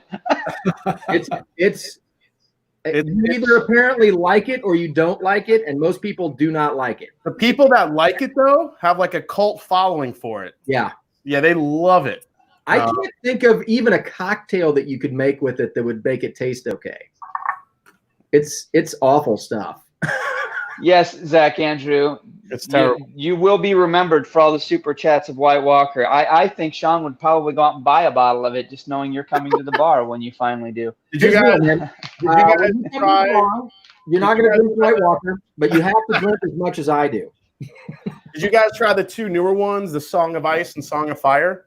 Not yet. I have. can't remember. I've had it on either Drew's bar. I think Drew had them. Well, Yeah, I thought I bought them, but I guess I didn't. Yeah. You got them. No, They weren't bad. They weren't nearly as bad as White Walker. no. Drew and I, or was it you and Andrew and I drank? We reviewed them, did a quick hitter at Drew's bar, and no, they weren't. They were tolerable. They were actually, you know, I drink them. I'd finish those bottles. And I wouldn't have a problem with it. Totally tolerable. Something about, I don't know what they did with White Walker. Like I said, dragon piss. It's not. It was an intern's mistake. I mean, honestly, it reminds me of that Lefroy Select. They came to these interns with the summer project, and they're like, "All right, here's the problem. We've got all these casks, and this shit tastes like piss. We need to get rid of it. So do something." They're like, "Oh, we got a great idea. We'll bottle it and call it White Walker." You know, and hey, good idea, kids. And now they're selling it for $9.99 down at the local, right? And nobody wants it. But they sold enough initially to make their money. Right. And then some, so. Exactly. Yeah, exactly. Got a promotion and a full-time job, probably. Little brat. Oh man. That's awesome, man. So hey, when is the blind tasting coming your way, Jason? I'm not sure yet. The last time I spoke to Roy, he said I owe you a blind tasting. So I think he's putting something together for me. So I was nominated by Bart from Scotch Test Dummies. So Yep. So well, I'm looking forward to it. I'm excited about seeing you go through that process. If anybody knows how to put a blind together, Roy does. It's just top quality. It's definitely a top shelf experience. I mean. Yeah, me too. Yeah, Roy loves my Roy kind of nailed my flavor profile a little bit because he loves my video where I did my first taste of Lagavulin 8 and what that experience was like. He always refers to that video because he loved my face when I first tried it because it was like like heaviest peated scotch I've ever had in my life. So between that and some of the other scotches that I reviewed, that I think he started building a taste profile for what he think I would like. But I did mention to him that I've been getting into, I've liked Bunnahabhain for a long time. Bunnahabhain 12 was probably the scotch that made me start really loving scotch. And then as I started moving towards the peatier end of the spectrum, that's when I started getting into the Ardbegs, the Lagavulins. Even, I'm enjoying Octomore now. I was very surprised at how quick I took to peated scotches, but I also do like a good sherry bomb every now and again. Like I love going to Aberlour, Abunad, or breaking open the Tamdu that you guys mentioned. That's always a great dram. I love that stuff too. So, do you find yourself to be a mood drinker as well? I mean, it honestly just depends on certain factors. Whether it's the day, the weather, the whatever it is, type of thing. Or I think like you guys too, especially since I've been home, I've been looking for stuff that I'd rather pour and drink throughout the day rather than get like a big high proofer that'll just knock me out. So I feel like besides the bottle kills, I've been reacclimating myself and trying to taste stuff that's, not maybe 80 proof, but I've been drinking a lot of 90 proofer stuff lately, which has been interesting. Because then when I go to the 100 proof and, I love a good cask strength bourbon. And when I get up there, like different flavors are starting to pop out, you're not frying your palate right away.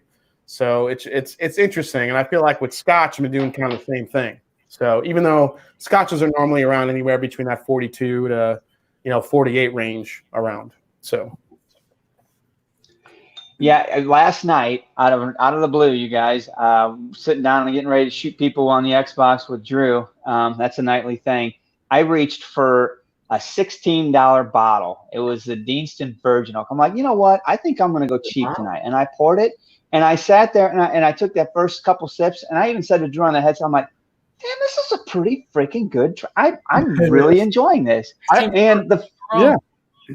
The fact that we paid $16 because it was on sale there at Big Red Liquor, we paid $16 a bottle. I think I bought 3 or 4 of them, right? I mean, I'm like, this is a no-brainer. No wonder we kill stuff like this on fishing trips because I don't feel bad at all killing a whole bottle. I went through a half a bottle in like a week. I just couldn't stop drinking it.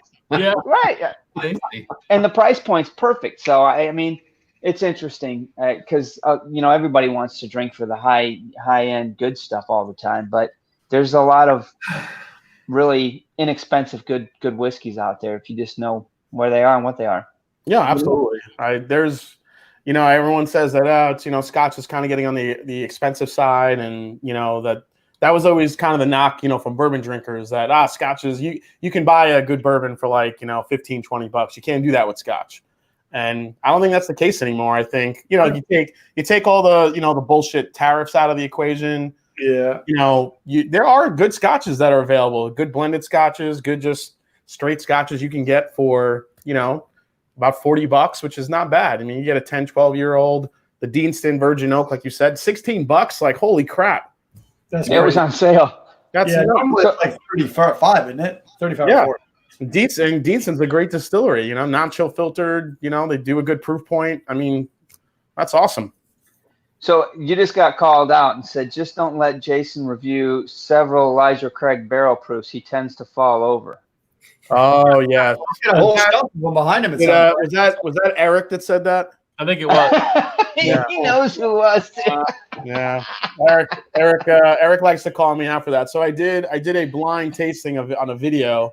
I did all 3 Elijah Craig barrel proofs that all released last year. So this is the A batch, the B batch, and the C batch, and they were all about, they're all well 120 and over. The C batch was almost 140 proof. So I did all 3 in one video, taste testing them, and I wasn't drunk. I mean, I felt okay. Like, a half hour later, I was like, okay, that's starting to hit me now. But what happened was, just like I'm sitting here right now, I had my microphone battery pack was on the ground. And I wish I could actually show you the video of me falling on my ass, but I literally got up from here like this, and I did not realize that the battery pack was underneath my foot directly. So when I stood up and I put my weight on my foot went right out from under me, and I went right down like a ton of bricks. And I had it on video and everything. And when people super chat me on my live stream, sometimes I'll show the video and everyone like dies laughing. It's hysterical. Good stuff, man. I'm Good stuff. surprised that Drew doesn't do that kind of stuff when people super chat us and throw up like embarrassing stuff that he's got hours and hours. Oh my God, you guys got to do a blooper reel. It's the best. Ridiculous stuff, I'm sure. I don't even know what he's got anymore. 5 years. Drew is covering his big ass Kool-Aid smile right now because he knows he's got a lot of stuff. Oh my gosh, you have no idea, dude. So much. Yeah. There's a lot of me and Mark not being the best behaved subjects. Dude, my next coin comes out. It's me telling these guys to shut up. I mean, because they keep talking. All right. It's pretty fun. It's been fun. Jason, we got to get the next guest on. We're running out of time. So I appreciate it, buddy. Great to see you. Congratulations on your subs and everything else. Well wishes. Great success. Thanks for having me. We need to cross paths, my friend. Stay safe, and as we sign off, I'll do what I said I would. I'll have a little shot of my Lord here. So cheers, guys. Cheers to that, buddy. Cheers. Be well, my friend. Oh, we'll see his face here. Oh no! Oh God, it's so bad. It's so bad. Who likes that? Nobody likes that. It's awful. All right, I'm gonna go flush out my mouth. Thanks, guys. Perfect timing, Drew. Perfect timing. That was perfect. That stuff is horrible. All right, guys, let's bring our next guest. You guys ready? Yeah. If he's ready.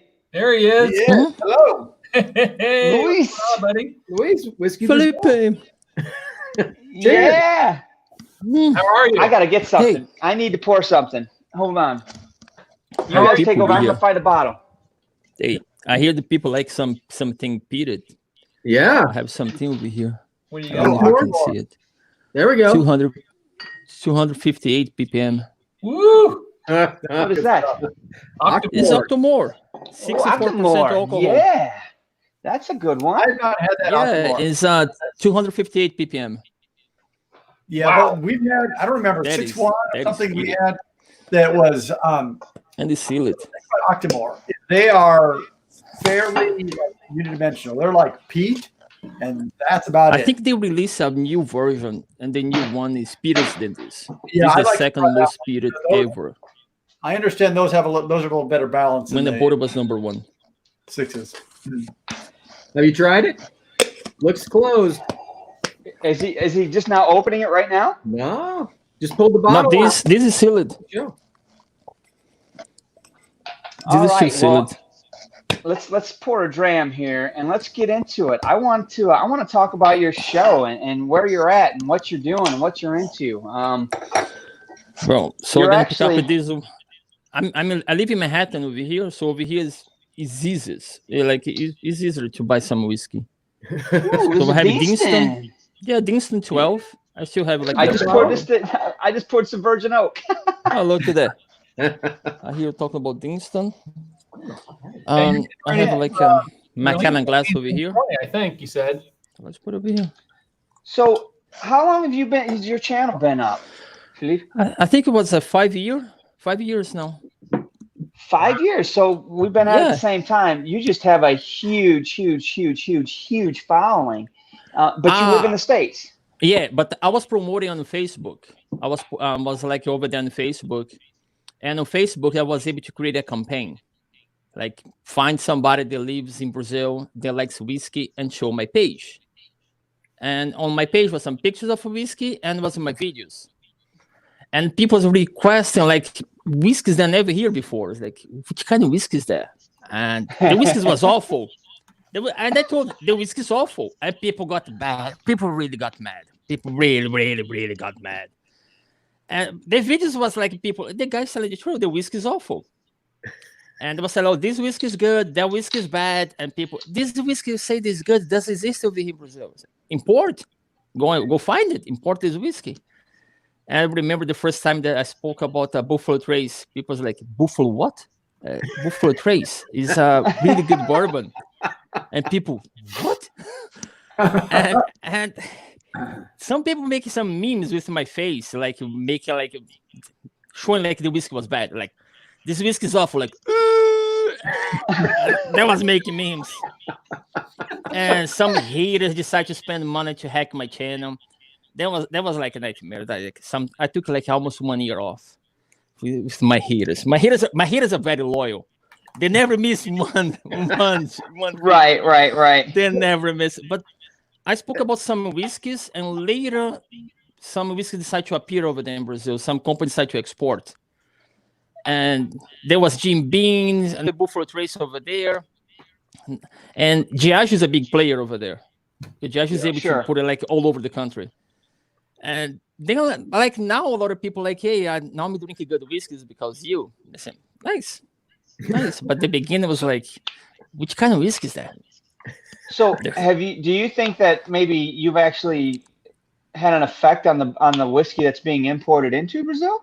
Oh, gigantic. It was not even big, gigantic. But they're never gonna say it. But in two big whiskeys. One was Buchanan's. The first time I did the review, the video was like, oh man, the video like skyrocketed. The video was like insane. Because I was like, I cannot drink this. People got so mad. Then they changed the recipe for Buchanan's because Buchanan's is a blend. Right. They changed the recipe. And I got some people from over here, US, is like, what the hell is this? I said, this whiskey is awful. And then now the whiskey is getting better. And now we have information in English because 4 years or 5 years ago everything was only in Spanish. All the information for Buchanan's in Spanish. But I remember your video for Buchanan's 18. Yeah. Oh, that was so fun. The guys was like this. I was watching like this. What the hell is inside? We couldn't pour out of it. I was so mad. And the guy's like, what is this? I was like, man, yeah. Go to South America, they put this stupid plastic thing over there. Like, nobody can drink it. That's funny.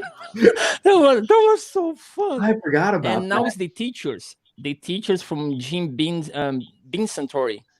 I decided to import a sample from Scotland. And the same in my video, I bought this sample from Scotland to drink the teachers they sold over there, not the one they sold in Brazil. And later, the company now decided to say, wow, the teachers now, they sell in Brazil is one that got bottled in Scotland. Because there was bottled over there in Brazil, the taste was completely different. That's crazy. Could you imagine the guy over there in Scotland like this? was me showing, look, Whiskey Brazil. I bought this from Scotland. I decided to pay importation tax. Now I'm gonna drink this. Not the one that's sold in Brazil. The one that's sold in Scotland. Could you imagine the Scottish guy like, what's the difference? Buy the one over there. He bought it. Yeah, right. And it's Jim Beam, so it's a Bean Santorin. Now they are talking about like getting better, making better whiskey. Now they are talking over there on Instagram. They're getting big in Instagram. Look, teachers now got bottled in Scotland. Higher quality. Finally. Do you think that finally company have the one that the one that was like I spoke about Glendronach before. Now everybody's in love with the Glendronach over there. Yeah. Don't tell everybody. People over there at their door. Yeah, well, hold on now. Slow down. I have a lot of whiskeys over here on the floor. Hey, Andrew, you had a question, Andrew? Yeah, so I haven't heard of a distillery providing a different formulation based on which country it's going to. I can't hear nothing. I've seen different, different countries will get different bottlings. Like you'll get a 12-year-old here and a 15-year-old in this country, or a non-age statement in a certain country, but not if you have, a Deanston 12, that it would be a different formulation depending which country it's going to. But I can't hear nothing. What the hell? What did he say? So, Anders, can you hear me? No, man, I hear nothing. You can't hear. You can't hear. No, I can hear you, but I know the guys was able. You can hear me. You can hear me. Yeah. Okay, so Andrew, his question was based on you were talking about a different formula, like a different whiskey based on a country. We've heard maybe where certain ranges won't make it. Like they might offer a 15 in Scotland, but a 12 in the States, but they've never offered like the same label with a different recipe of whiskey in the bottle. Whereas what you were just describing in Brazil compared to what was in Scotland, that's that's strange.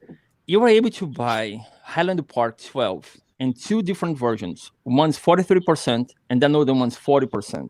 Mm-hmm. 43 goes to US, and it's really good. 40%, it looks like, what happened here? It's not the same, but it's not only 3% difference. It's a big difference over there. And some single malts, they send one version to over here. That's much better than the same one in Europe. Like the version over here for US is much better. And the guys over there in Europe are complaining. They say, why they taste so different? And the company's like, oh, now the I'm not complaining. Me either. But I did like a really big advertising in Facebook campaign. So I did a big campaign on Facebook. Then it stopped working. But when my channel took off, so I still have like 160,000 people that follow me on my page on Facebook. And now I'm doing something on Instagram, because Instagram is really fun. Yeah. So are you still putting out regular videos on your YouTube channel? Are you maintaining that? What's your focus on that? What's your future with the channel? Before I got two channels, one about cigar, then I deleted because the cigar was making impact on my whiskey channel. So there was no send to my videos for the people. There was no recommending. So after I delete my videos for cigars, my channel is going back to normal. I was doing two videos a week. Now I'm going back to one video a week. So my plans make videos for 1 year in advance, and I have 50 something videos in advance. This is my plans, because I have a lot of whiskeys over here. Wow. And a lot of good ones. I have this one, by the way. How long have you been in New York? 20-something years. Oh, okay. I have this one that's really good. What is that? A Glenfiddich? Glenfiddich. It's a copy from 1963. It is an old Fiddick. Yeah. It's the copy that when they released it for the first time, they sold an old bottle. Yeah. They remake it for them to show the same taste in 1963. They taste like the same as over there, and this is really good. Is the bottle round? Yeah, it's a little bit around. Yeah, it's a little bit triangulated though. It's a little bit of a triangle. Yeah. They have this, and now the number one distillery of the time. What the hell is the one? Is here. The one that everybody's talking about. That one. Oh, Glen Alec. Glen Alec. Yep. Yeah. I just killed one of those. Yeah, that one. Their story is so fun. Billy Walker, the guy that bought the distillery, and he was making the whiskeys from the Glendronach. He was over here making the whiskey. Then he was trying to make the whiskeys better, and the guys in Glendronach, they want to keep the price low. So Rachel now is signing the whiskey. She's doing a good job. I'm not knocking her. Yeah, she's doing a good job. But Billy Walker, he bought his own distillery. Now he's rocking, man. The whiskey is amazing. I obviously I liked it. I have another one in backup that I haven't opened yet, but now it's the distillery that everybody's talking about. Surprise, surprise, Sean. I'm down with that. Glen Alec. I'm not mad at you. And let me put in my cigar pictures on Instagram. So because I killed the YouTube channel, I'm putting the cigars pictures on Instagram. I see. So what do you what's going on in New York City right now? You guys are hit pretty hard with this whole thing. How's it treating you?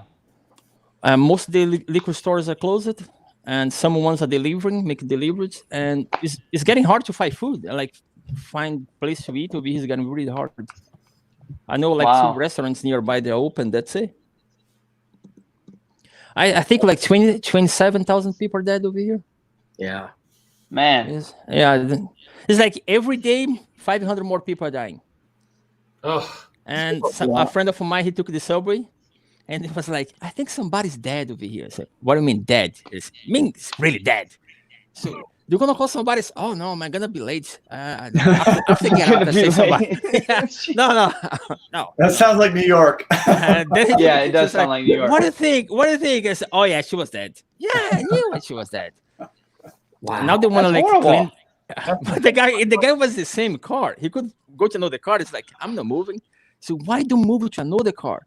It's like, because the door is gonna open, and that'll be the way out. The first like the stairs gonna show over there after the door opens. Like, I'm not moving. It's like, no way. It's like 500 people are dying every day over here, something like that. That's awful. It's like, okay, how many more people? 500. So when they're gonna reopen? When they'll be able to get a haircut? I don't know. I just want to do a haircut. Exactly. So have you opened that Glen Alec yet? No, I did it 12. The 15 I didn't, because I have too many bottles open. So James McGarren just asked me my thoughts on it. I actually enjoyed it. I'd say, James, the first third of the bottle, I went through sort of a getting to know you phase. It was kind of a dance. Like one dram would be really enjoyable. The next dram, I'd be a little confused on it. I'd say the second 2/3, it really became like a nightly drinker to me. Drew, I was probably hitting this at least 1 or 2 drams a night. I mean, I thought it was really good. I don't remember what I paid for it, though. I did have to order it from the UK, so I had to pay shipping. That kind of sucked. But I liked it. I was fine with it. I thought it was a pretty good go-to bottle, but I know Travis Faircloth, one of our subscribers who turned me on to it, was disappointed with this particular bottle. He was looking for a more of a sherry bomb, and it just didn't provide that bomb that he was looking for. But I thought it was okay. He wants a sherry bomb. Hold on. Oh, we got all kinds of those. I have a lot of whiskeys on the floor because everything's full. Over here in New York, we don't have a lot of space. So before it was a bookcase, then I put a whiskey there. Then it was my closet. Then I removed the clothes and I put my whiskey inside. Then I decided to put some whiskeys under the table here. Now it's like, well, I live by myself. You can't see it. Like, this is a sherry bomb. You can buy it. This one's Kavlan. Nice. Yeah, man, I just wish they would. They go through the roof on their prices, man. Kavlan's just go skyrocketed anymore. Yeah, but this is really a sherry bomb. It's really good, but that's a great bottle. You're able to find. You can find the age over here. It's not that hard to find the age. It's like 6 years. 6 years old. But this is really good. I paid, I think, $250 for this one. Yeah, it can be expensive. $250. This is really a sherry bomb. Yeah, I've never bought it. I've never owned a Kavlan. I've sampled a few, and Drew, I remember when we were in Kansas, remember for the Test Dummies big shindig, there was a Kavlan bottle out there that was just a life-changing experience. You remember that one? But I mean, I've looked online. I keep an eye on some of these Kavalan cherry bombs. They're just salty price wise. I'm like, damn, man. Yeah, it's tough to get over the hump. They're hard to get. This also is expensive just because it's New Yorker. New York whiskey. Hey, so I think I tried some of them at one of those. We went walking with the guys when we were in New York. You guys, we went to one of those like farmers market type thing, and there was I think the Hudson Whiskey had a little tent there, and I tried some of their stuff. Yep, it's like $55 for a half bottle. Yeah, that's why we didn't buy any. Yeah. Have you been over to Widow's Jane? No. She's in Brooklyn. Over in Brooklyn? No, the whiskey is from Kentucky. It's not even from there. You need to go over there and drink some whiskey. Yeah, but the one they sell it shows like over there the behind, like the whiskey is from Kentucky. And people are like, oh, this whiskey is from New York. It's so good. I said, dude, look behind. It's from Kentucky. It's Kentucky fresh whiskey. They just bought over here in Brooklyn. Chinese secret. The whiskey they were drinking is from Kentucky. They make good bourbon in Kentucky. I like this one. This one I really like it as a bourbon. Well, guys, we are getting running out of time. I like this one, and I still have a few one for the Wellers, the old Wellers. I still have the old ones. Oh yeah, those are good. Yeah, and I'm not even a bourbon guy, and I know that much. Yeah. I'm more a Scotch guy. I was able to buy also a lot of samples to put on the channel. So the next time we come out to New York, we're known for visiting some friends out there in Manhattan. If we come out to New York, can we cross paths? Yeah. I mean, can we go drink some whiskey somewhere? Sure. I think they have some bars over here really good. I think Caledonia is a really good bar. We got a couple of spots we can go hit. Yeah. And it would be really nice. You could make one event with the Macallan Ambassador. Oh, yeah. All right. Channel. That would be really We cool. can do that. I say we lock up something and do it with the SMWS ambassador too, and we make them give us some free whiskey. Yeah, it works. Yeah, the Macallan ones, I was in the events, was really cool. Cool. Yeah, I have a lot of Macallans here. All right. I don't know when the next time we're coming out. Obviously, nobody knows when anyone's traveling, but we have a soft spot for New York City, and so we come out there. I don't want to say on the regular, but pretty much on the regular. And the next time we're out in that neck of the woods, we're going to be knocking on your door, so you better free up some time. Sure. If you'll be alive. In the case if you'll be alive, right? If that's the coronavirus, you better put your put your kilt on, because Sean likes to pour heavy. Yeah, so we drink a lot. Felipe, thank you. Hey, thank you for coming on the show. It's good to see you. Be well. My pleasure. Yeah, be well, my friend. Be safe, guys. Thanks for having me. Cheers. Cheers. Cheers. Oh, we're wrapping up on a closer time here. We're going to have two more guests join at the same time. We're going to double down here at the final call. Boom, double down. Doubling down with two big hitters right there. Boom. What's up, guys? Oh, I don't know about that big hit. Rob, we haven't seen you in a while. What's that, sorry? Rob, I just saw you open a bottle. What were you doing? What'd you open? Yeah, I opened this bad boy up for my live later on. Oh, I'm drinking Springbank myself. Great wine stick alive. It's the all right. I'm on. I'm going Springbank too. I'm starting with some Springbank as well. Just put it over here though. All right, Scott. Scott, you gotta go with Springbank. I'm sure you got about a dozen Springbanks on his bar. Drew, I'm loving that bottle though that you just showed right now. Loving it. The 8, it's amazing, isn't it? It's so good, man. Oh, it's so good. So good. Which one? Nursing it. I gotta put Which one? This one? That one. Yeah, that one. That's the one. Yeah. Hey, it is so good to see. Well, hang on. We got a long row. That a boy, Scotty. Which one? I got okay, Scott. I got a 20-year single malt or a single cask or the 13-year long row red Malbec. Which one? Man, that quit showing off, Scott. Hey, wait a minute. I got a question. Can I super chat ourselves for Scott to drink White Walker? Oh, yes. I don't have White Walker. I got rid of that. Sure you did. Bart liked it. He took it. Bart drinks anything. I was just thinking that Mark doesn't have any White Walker, but he's got Kilkerran. That seems like bullshit to me.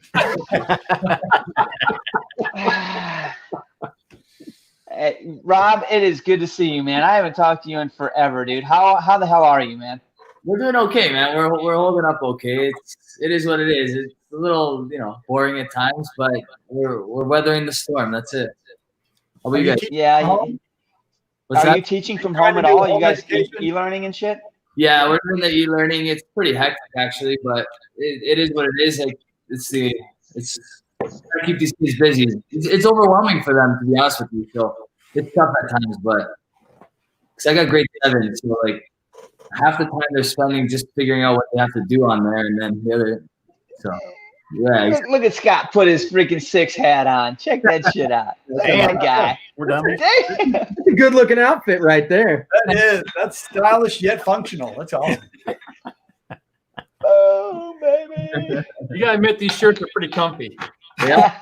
The funny thing is, just looking at everybody's face, it's like old friends are back together. It is. Man, it's so fun. Hey guys, what's going on? That's the best part about YouTubers, man.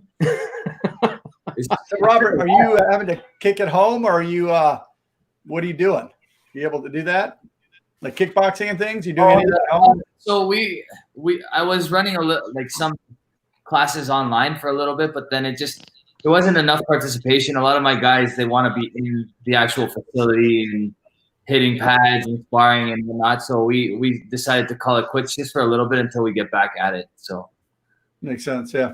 Yeah, we'll see how it It's goes. tough. Yeah. So I mean, everybody's got to make do with what they got right now, right? Like it could be a lot worse, I guess, right? So Very true. That's true. So what in the heck is going on with Whiskey in the 6, though? The YouTube channel's killing it, dude. You've changed up your format a little bit. You're doing a lot more rundowns, man, which are extremely informative. I mean, I honestly think people like to see that kind of format, because the way you provide the information, and the information you're providing saves somebody the money from going out and buying the whole lineup, right? I can just watch the video, find out about this whole rundown of this particular distillery core range, and it helps me go do what I want to do when I get to the liquor store, man. You're making it hard for us to come up with new content, Rob.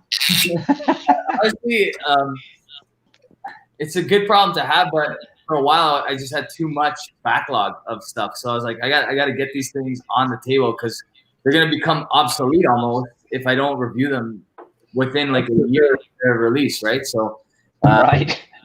That's pretty much how that started. And then, yeah, I like doing it that way too, because like you said, it gives people some perspective. Like, okay, skip the 15, go to the 18, or don't bother with the 18, just save your money and get that 15 because the 18 is just a little bit better, not worth the dollar value kind of thing, right? So that's right. That's useful. Yeah, honestly, I like doing them that way.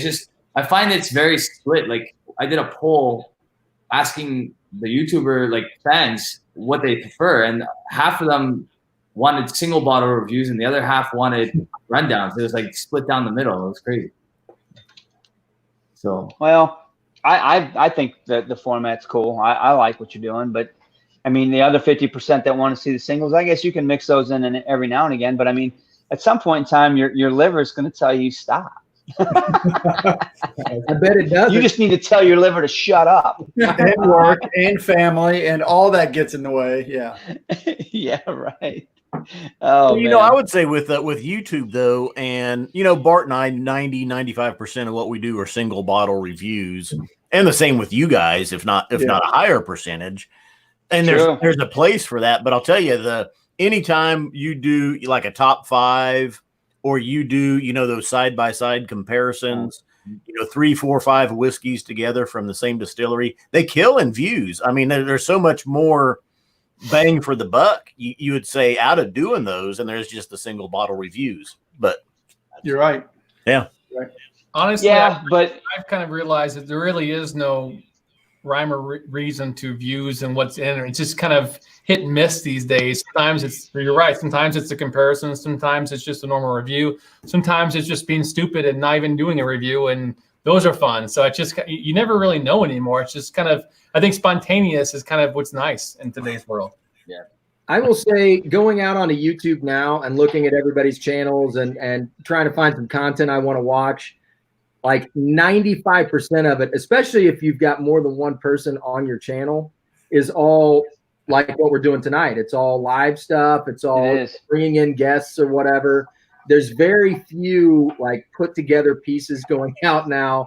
The production quality is you know, it's not there because everybody's just doing, you know, Zoom calls or whatever. It's very interesting to see the shift in what's going out on YouTube at this point.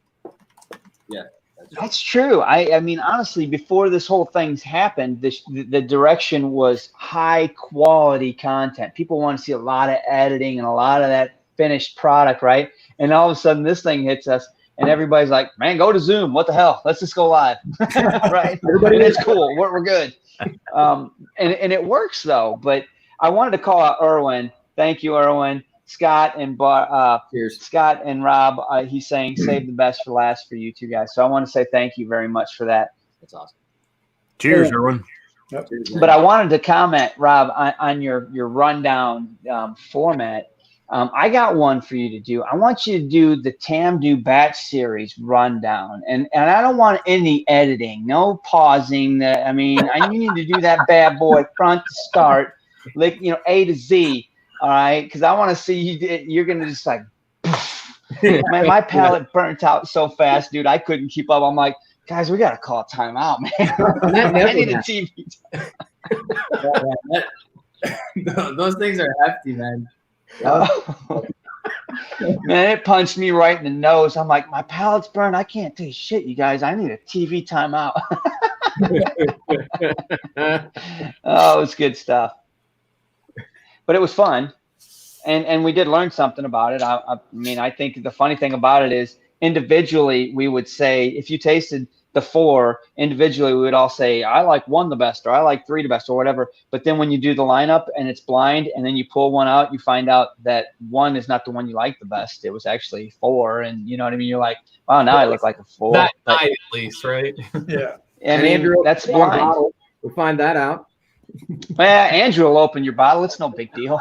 I mean, yeah. Front of the bar, back of the bar. It's all in the bar. Oh, So all the same to me. How many years you been at it now, Rob? It's 5? It'll be 5 at the end of December. So like basically around the new year, it'll be 5. Okay, so I think our 5 is in August, right, you guys? So we got a couple months on you. So we've been at this for a while, man. How do you feel 5 years later, dude? You know, are you using Just for Men? Come on, man. Come clean. No, man. You look close. There's some white there for sure. Just for Men. The hair is still pretty dark, but the beard is anything like. Don't be jealous. He uses that spray. That's a spray beard. That spray shit, right? No, I mean, so you've been doing this for 5 years. What do you think? You know, honestly, look back and tell me, you know, is the squeeze worth the juice? How do you feel about what you've done in the last 5 years and where you're heading, where you're going, and where you are today? I mean, yeah. What do you think? I think this is the year that I finally like accepted whatever was coming would come, and like I'm kind of where I thought I would be, but also not where I thought I would be. I made way more friends than I expected to, which is awesome. I didn't really know what to expect, and I'm happy it ended up. I shouldn't say ended up, but I'm happy I am where I am, because what other chance do you have to meet? Like, I was talking to a friend today who just passed by my house to grab something really quick. Of course, social distancing was practiced, but I was just telling him I was going to go on live with you guys, and he's like, "Oh, those guys are like in Ontario." I'm like, "No, they're in the U.S." They're like, it just blows people's minds that we're friends and that we all, because we like, you know, well, technically we've never actually met in person yet. I mean, some of you guys have. I was close. I was real close, man. Yeah, I mean, we figured we had people from Canada, people, you know, the U.S., Scotland. Felipe, is he Brazil? I mean, he's technically New York, but he's Whiskey Brazil. So I'm going to count him that he's got from Brazil too, just on this live stream tonight. And so that's amazing. Yeah. So it surpassed expectations in many, if not most ways. And honestly, I'm at peace with whatever happens, and I have no like destination. I'm just going to roll with it, and whatever happens. Good for you, though. I mean, honestly, over the last 5 years, we've been very close with you, right? I mean, because we've been traveling the same road. I mean, whether it was subscriber counts or just the struggles, the grind, right? And we've witnessed each other's grind and been like, man, what's going on? We've had calls, we've talked to each other. Yeah, I mean, I can't do anything right today, or man, what's going on with you? What are you doing? How are you getting this? And it's been good to have you to that voice and to lean on too. But I mean, here we both are, right? We're still doing this, and honestly, there's still smiles on all our faces. We're still here and enjoying this, or I don't think we wouldn't be doing it anyway, right? Yeah. But I was curious to know, where you thought you were heading, I mean, and I kind of have to say the same thing about myself. I can't speak for the other three dummies, but I don't know. I don't have an expectation next year. It's not like I expect it to retire to this, I mean, I enjoy what I'm doing right now. I enjoy the people I'm doing it with. I enjoy seeing your guys' face and all these people on chat and the whiskey I'm drinking. So why should I change that? That's pretty much it. Yeah. Yeah. No, you guys. Congratulations, by the way. I didn't get to say that publicly on your 10,000. You guys have already crushed that 10,000. You're on the way, dude. You're right there. I just looked today. I did. I went and looked at your number today just to see where I was at. You know what? It's like I said, I didn't expect to get this high. I don't know why I always thought that there would be a shelf life around 5,000 and then we would chill out around there. But I don't know. It just keeps growing and whatever. It's awesome, right? So. Well, at the end of the day, your content never dies. Yeah. So your very first video is still getting views, brother. That's true. Yeah. I mean, it's kind of like an exponential growth, right? And I mean, let's ask Scott the same question. All right, Scott, you started, I want to say maybe 6 months or a year, I guess, ahead of us, maybe. I don't know, somewhere around that neighborhood. Are you 14 yet? You're somewhere in that neighborhood, 13,500, 14,000 subscribers. So. What do you think? I mean, what do you have to say about looking back? We started October of 13, so we're coming up on, this will be 7 years. Okay. When we started, I figured at 7 years we would be a little further subscriber wise than where we're at, but the interaction that we have and just the fan base, just the people that we have that we interact with. The other channels as well. Everything is perfect. I mean, Bart and I both have full-time jobs, 3 to 5 years left at least, working full-time and doing this on the side. And then, maybe we'll be able to really put some more time into it, and try to grow it more. But we're pretty happy right now just doing what we're doing, and that's Scotch reviews, that's bourbon reviews, getting them out there and going from there. So, Scott, how many bottles do you have in your bar right now? Do you have a count? About 450. You're not drinking enough. That's the problem.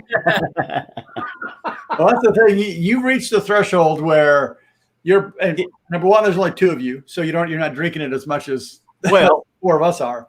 But that's amazing. Yeah. That's just my bar. Bart has probably another 350 at his place. Yeah. I'm not mad at you. I just want more invitations. What the hell? I mean, can we do a sleepover? We need to do that, man. Seriously, just knock some of this down. Yeah, I don't think we can knock down with that. Tangent 450 bottles in an man. That sounds like we need to get Rob in the States. That's what we need to do. We need to get that freaking bearded guy down here in the States and show him a good old U.S. whiskey time. You got a passport? Yeah, I do. We should celebrate our 5-year anniversaries together. Hey, that's a great idea. That would be awesome. That would be come on down. Just come down. We got you covered once you get here. Yeah. We'll throw you in a car. We'll drive over to freaking Scott's house and we'll freaking raid that bar. Yeah, I'm down. I couldn't figure out, when all the lockdowns started and the stay-at-home orders and people were panicking about the liquor stores closing. I don't know why people would have to panic about that. That's an essential business. You're gonna need Something some tells me you weren't worried either because you have a very armed house, right? defend the bunker. Right. I got a gun safe, but I took the guns out a while back. It's full of toilet paper. I got toilet paper in there now. It's locked down. Man, That's horrible, man. I've been planning the heist of Mark's house like Ocean's 11 over here. I got a whole bottle and everything down there. No. We have a new coin. We have a new coin now because of Mark's little, what's it? The bunker commander? Yeah. Commander. Listen, man, you can call it the bunker, but it has nothing compared to 450 bottles like this dude. How do I get my fingers right? In the bottom corner there. I got some good whiskeys. I'm not afraid to go out and buy whiskeys for myself and search it out and play a little bit of that research game. And I enjoy it, but I can't get that many, Scott, because I drink them. These guys don't think I drink them, but I'm drinking them. I'm working on them. I know you drink them. I didn't say anything about that. I love the selection though. There's 450 bottles, but I got cheap bourbons, I got expensive bourbons, I got high proof bourbons, I got rye, I got Japanese whiskey, I got Indian whiskey, sherry bombs, blends. What's the name of this liquor store? Sounds like a whiskey vault to me. The liquor store wishes it had that selection. Yeah, peated stuff, and it's like you come down, you're like, what do I feel like tonight? And there we go, boom, that's it. So, Rob, seriously, do you have anything planned for your 5-year? October. Have you thought about that? Are your subscribers pushing you to do anything kind of crazy, or? I was supposed to do something in July, but obviously that looks like it's going to be pushed back. Right. It was gonna be my first attempt at kind of something similar to what you guys do every year, and all of you actually, like where you have like your subscribers or whatever join at a venue and whatever. But it obviously doesn't look like it's gonna happen in July. Maybe we can pull something off for December. I would love to have everybody come up in December. That would be awesome, as long as there's no second run of this garbage. Right. But honestly, to plan, the biggest issue is my work gets crazy from September probably all the way to June, right? So the 2 months that I'm free are the 2 months that whiskey is kind of like obsolete almost. Like it's kind of very quiet, July and August, right? So yeah. But I honestly don't have anything formal planned just because of what's happened. But it would be nice to do something in December. Well, let's see what happens here. Who knows where we end up in 6 weeks, 8 weeks? But honestly, our whole summer plans were thrown upside down. We're supposed to be in Scotland here in 60 days. That didn't happen. That's not going to happen. So now that's not going to happen, everybody's like, well, then you need to do a 5-year thing. And well, we'd love to do that. I don't know if we can plan that or not. So, I say we stand by to stand by, but don't count us out, brother. So if you're willing, you should have a little vacation time signed up now because you can't do anything. So, bring the family down here. We'll get vacation. We'll give them something to do while we get you good and drunk. I'm down for that. As long as they open up the border, we can get that done. Oh, that's awesome. So close. That's true. Yeah, right now it's closed. We wouldn't be able to do it, but we can drive up to the falls and we'll toast each other across the way. How about that? Bridge? Yeah, why not? We'll just toast each other across the bridge. Hey. And then we'll both walk into the casino. What's your favorite color? What do you got in your hand there, Scott? Well, Bob Fish asked a question. He said, "What's a sherry bomb?" So a sherry bomb. I would just to show you. This is two that I use a lot for a color comparison. Neither one of these have a color added. This is a 20-year-old Springbank that's just been in an ex-bourbon cask. Yep. Very pale golden color. This is an 18-year-old Glendronach sherry bomb. This has been 18 delicious in sherry maturation. And so when you look at them, the sherry. That's beautiful. Yeah. That's what a sherry bomb is. It's just so good when it hits your lips. Yeah, Allardyce. I think what Glenn Dornick does is they about half empty the barrel before they put the whiskey in there, so make sure they get a lot of sherry in there. They kind of dump most of the sherry out, but leave a punch in the barrel. So, SoCal Tram did donate $5 super chat. I'm gonna call it out, and I'm gonna say thank you, sir. I don't agree with your comment. I totally agree with that comment. I think. Well, listen, guys. On that note, actually, we are 15 minutes over our time limit, and we got some patrons hanging out for Zoom. Scott, Rob, you're welcome to join the Zoom. Actually, I think Rob, are you going to go live? Rob's got a live. Yeah, in 15 minutes, I'm going to go live. I'm going to try to join you guys either before, if you're still hanging out after, then I'll definitely tag along. Good chance we could be here. I still got a lot of whiskey. Man. I'll jump in on the Zoom for a little bit if you want me to. If not, no worries. Absolutely. If you want me to, come on, man. Hey, Rob, I do want to say, awesome to see you, brother.